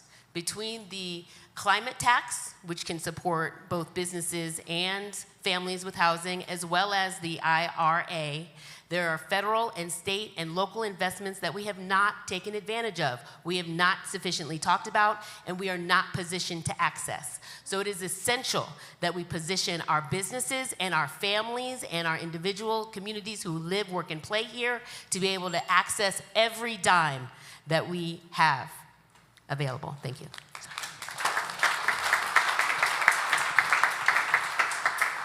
I will not be answering that question about the minimum wage, but I am going to hold the mic for a second. So in the interest of equal time, there were 4 council candidates that did not get an equal number of questions. So Tara, Ryan, Jennifer, Aaron, Nair, I'm going to give you, each 4 of you, the opportunity to answer any one of the 4 questions that you were not asked in the interest of equal time. So if there was a question from the realtors, from Downtown Boulder Partnership, Community Cycles, you probably don't want to talk about minimum wage because you just talked about it. Whatever those were, I want to give you the opportunity to respond in the interest of equal time, so we make sure that all of our council candidates have been given the same opportunity. So I'm going to go in alphabetical order by first name. I'm speaking slowly here. Alphabetical, or if you'd like to add on to one of your comments, we'll give you 1 minute, just like everybody else. But Aaron, I'm going to walk over slowly. We choose. So the question I'm going to answer was the second Community Cycles question about off-street parking. Because I think this is like a really important issue and a really nuanced issue. So I was glad to hear both, I think, Bob and Aaron speak on that and fill in more information, because it does need to change. I'm glad that the city is already doing this, the waivers to like address that, but the amount of parking mandates that we currently have, right now we have all of this asphalt everywhere, which is not good for the climate, like massive heat sink. It's taking up space that we could be using for housing. And so I think it's important for Boulder to transition to a less car-dependent city. And we have to recognize that we're like embedded in an extremely car-dependent society. And so we can't just expect people to go away from cars. And so it's not fair to say we're going to take cars away from people. But I do think it's important for us to begin to take steps doing things like decoupling rent and parking, doing things like increasing our public transportation, and making it more possible for people to have cars, and making it more of a conscious choice for people to have cars, so we can begin to move in that direction. Thank you. All right, off to Jennifer. I can't decide whether to go for the environment or crime. 2 very different things. I think I'll talk about crime. I know that public safety is a real issue for a lot of people in Boulder right now, and in general, we can look at public safety from the direction of fires and floods. But public safety right now, I think for people in Boulder is something a little different, and that is focusing on making sure that your businesses are safe, that you're personally safe when you're walking. I mean, everybody's heard about the stories of break-ins and stabbings and all the terrible things that have happened. And I think that we need to work on getting our community courts working with our community courts working with our county courts. I think that people need to be held accountable for their actions. And I think that we need to make sure that we are treating people's mental health issues and we're treating people's substance abuse issues on top of it. We have to enforce our camping ban, and we have to support our police. Thanks. Ryan. Is it Ryan? Is it me? Yeah, it is you. Okay, I think I'm going to take the protected bikeways question. So December 2021, I got a phone call from a council member friend, and she said, we have some work to do. And a lot of people were on vacation.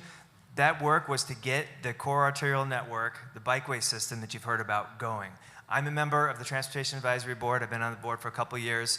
And it took a small number of people on council and some others to make a serious upgrade to our city's transportation program happen.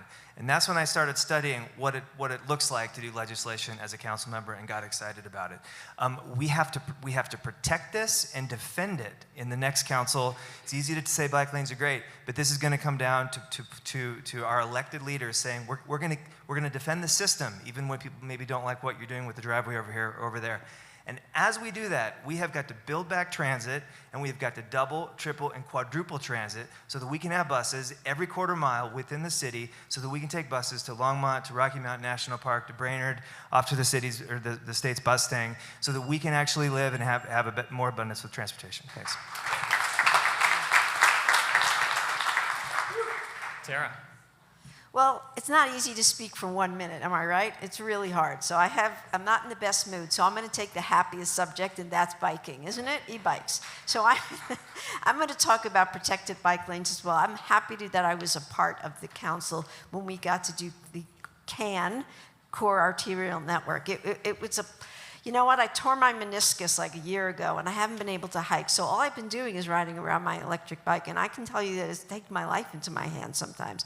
19th Street, Iris, the gravel. I fell off my bike recently, so I double tore my meniscus.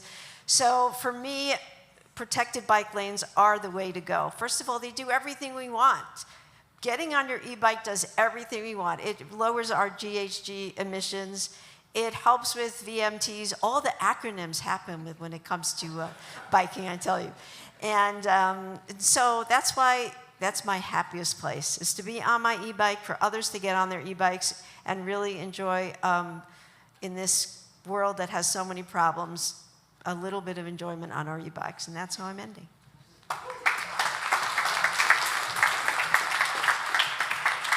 Well, next up for lightning round, we're just going to ask you all the acronyms on City Council. So I have ADD, it's acronym deficiency disorder, and I want to thank all of the council candidates, first of all, for not using acronyms their entire time. I think it is an exclusive language, and you've done a wonderful job of keeping it inclusive. With that being said, before we ask our candidates to give their final statements today, which, by the way, you've been so efficient with your time. A few of you balked at 30 seconds. We're going to give you a minute each to wrap up. We're going to give you a minute each to, I know, we got some boos there. But maybe we'll move to 30 seconds again. But with that being said, I'm going to hand the mic over to our president and CEO, John Taylor. Thank you. So I'm going to be very, very quick, less than 30 seconds. So you'll see a lot of Boulder Chamber folks wearing their why button. Why, not a question, why, exclamation point. Why do we talk about why? Why is that we are emphatically excited about the opportunities and the work that we do at the Boulder Chamber in supporting community initiatives, supporting our businesses, and continuing this to be the place that we love to live and work. And so I thank all of you, the audience, because obviously you share that why. You share the why of wanting to be educated about the leaders who are going to represent our community. Thank you, Lindsay. I still got 30 seconds. To support our community, I want to thank our Boulder Chamber staff team for pulling this together, as well as our partners all listed up here for being partners with us in vetting these candidates and supporting the education that our citizens need. And ultimately, I want to thank the candidates. It is such a difficult job to run for council. We put you in embarrassment. Cut it out, give me a break.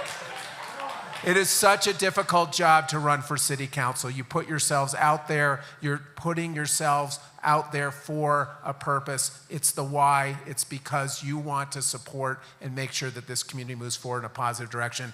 Thank you all for your service as council candidates.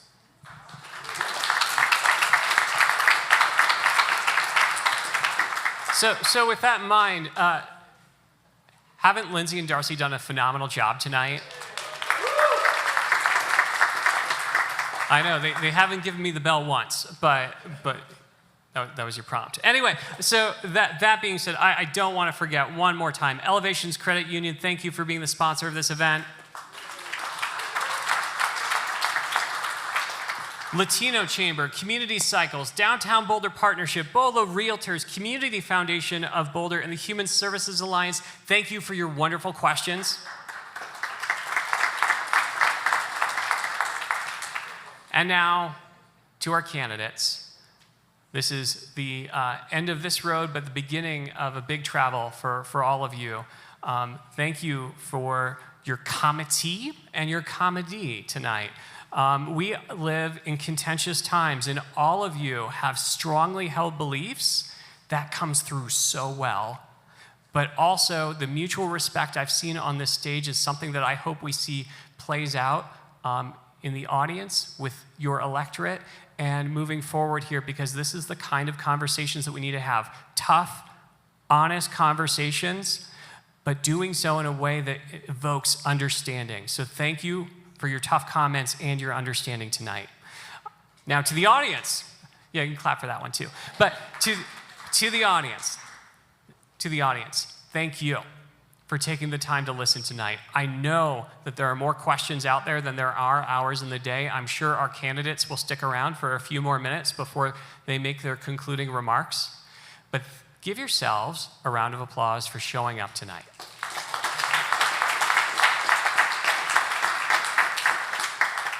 With that, we are going to wrap up, and I think given the audience response, I feel like they kind of wanted the 30-second version and not the 1-minute version.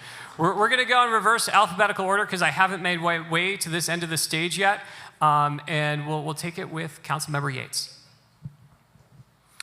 Leadership matters. 4 years ago, I was up on the stage running for re-election to City Council. You gave me another 4 years, and thank you very much for that. As you decide how you will choose Boulder's first directly elected mayor, ask yourself if I've been a good leader. Have I listened to you? Have I responded to you? Have I made wise decisions? If the answer is yes, please select me as your mayor. Leadership does matter. Like Erin here, I'm a software engineer. We're practical guys, right? And if elected, we'll bring our practical connectly. It's got to work efficiently, and it's got to be safe. Now I'm a gardener, and I think you can tell a lot about a man, how he tends his garden. So I invite you to come up to my place in 4th Street, and I'd be delighted to give you a tour. Thank you.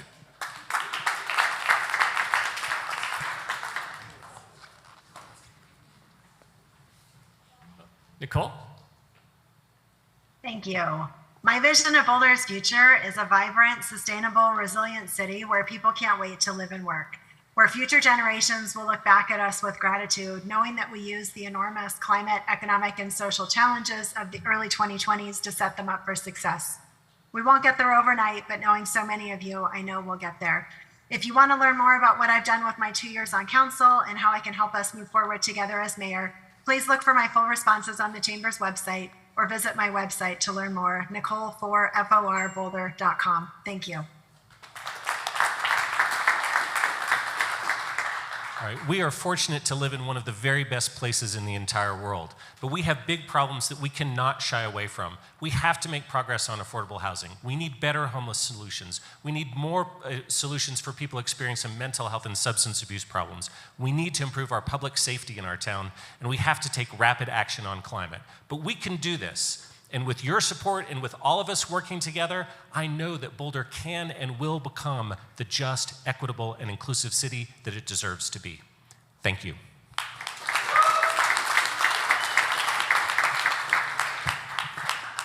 You know, we have so many problems, and City Council can't solve all of them. In fact, I'm happy that I can say that I solved some problems, I did some good, I made some people's lives better in the past 2 years. What I loved the most about City Council was the phone calls. And so I'm going to give you my phone number right now. Write it down. I got to look it up here again. 303-912-5960. And why I'm giving you this phone number is because, frankly, in 1 minute, nobody can really say what they think. But I hope that you all call me up and tell me all your thoughts and dreams and how you think we could have a better city. Enough with that.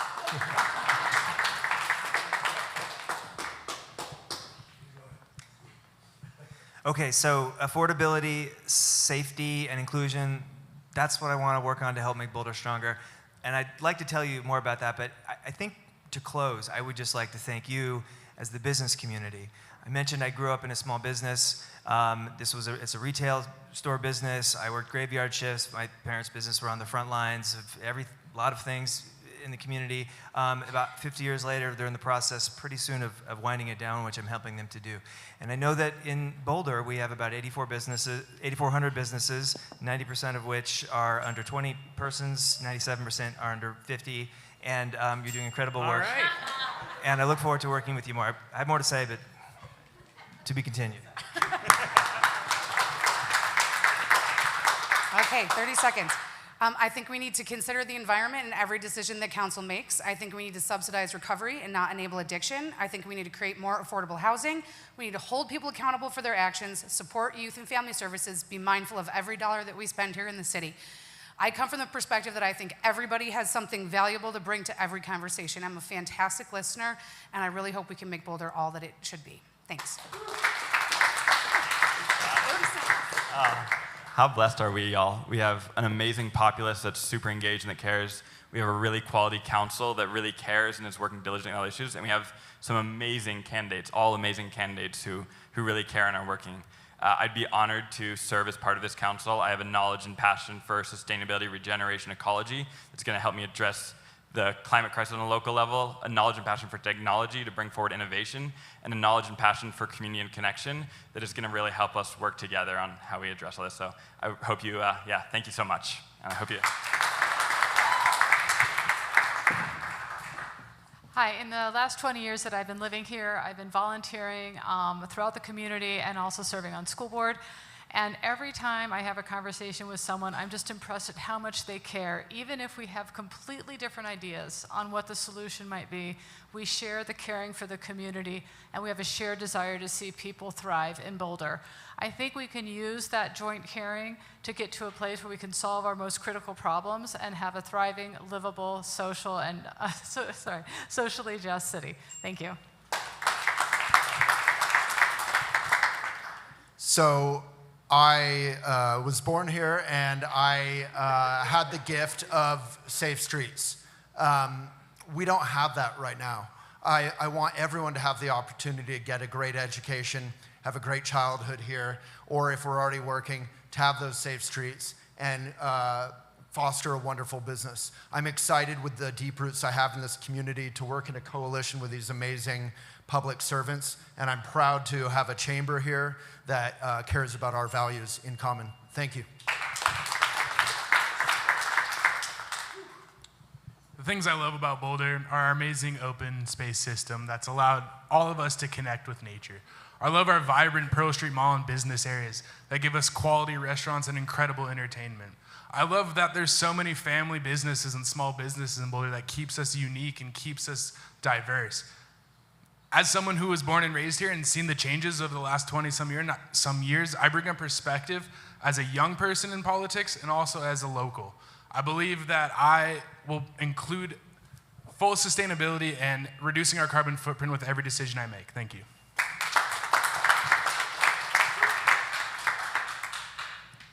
This election is so important. We are at a critical inflection point, and the leaders over the next few years are really going to decide the direction that our community heads.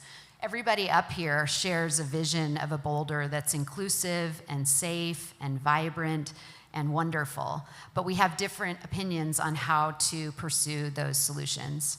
I am concerned about the path that Boulder is on, and I think we need a change of leadership to get back on track. We need disciplined leaders that will prioritize, oh, dang it. Vote for me.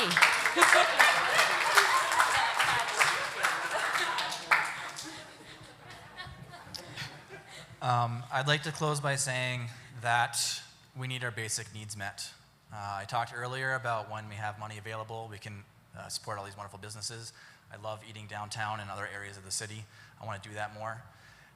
we need to have the safety that comes with that as well, and that means safety for everybody. I want safety for every single person in this city.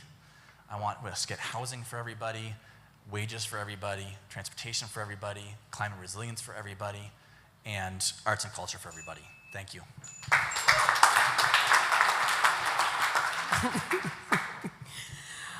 A vote for me is a vote for a just and joyous community that is climate and culturally resilient. How do we get there? One step at a time. I'm courageous. That's going to be essential in moving us forward. I'm not afraid to ask the question. I'm not afraid to try new things. I'm not afraid to ask and demand for what we had already had agreed upon. I'm also compassionate. I'm compassionate recognizing, and you'll find out more at adamsforboulder.com. Whoa. So, in the business community, we ask people what their elevator pitch is. But because of the height limit, the elevator pitch has to be that much shorter in Boulder. So you all really cross the threshold here. That was a deep cut, I know. So with that being said, one more round of applause for our candidates. And I know that our candidates would love to come up and speak with you. Before that, though, David, why don't you come up? We're going to do a group picture. And don't worry, the rest of the audience doesn't need to be in it, but please feel free to enjoy the rest of the refreshments that we have. And David, feel free to come on up here. We're going to do a group photo.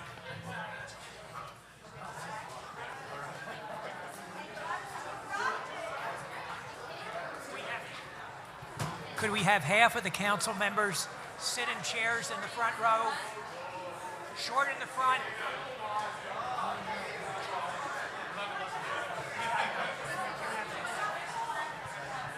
Oh. All right, you got to make room for Nicole, folks. Nicole.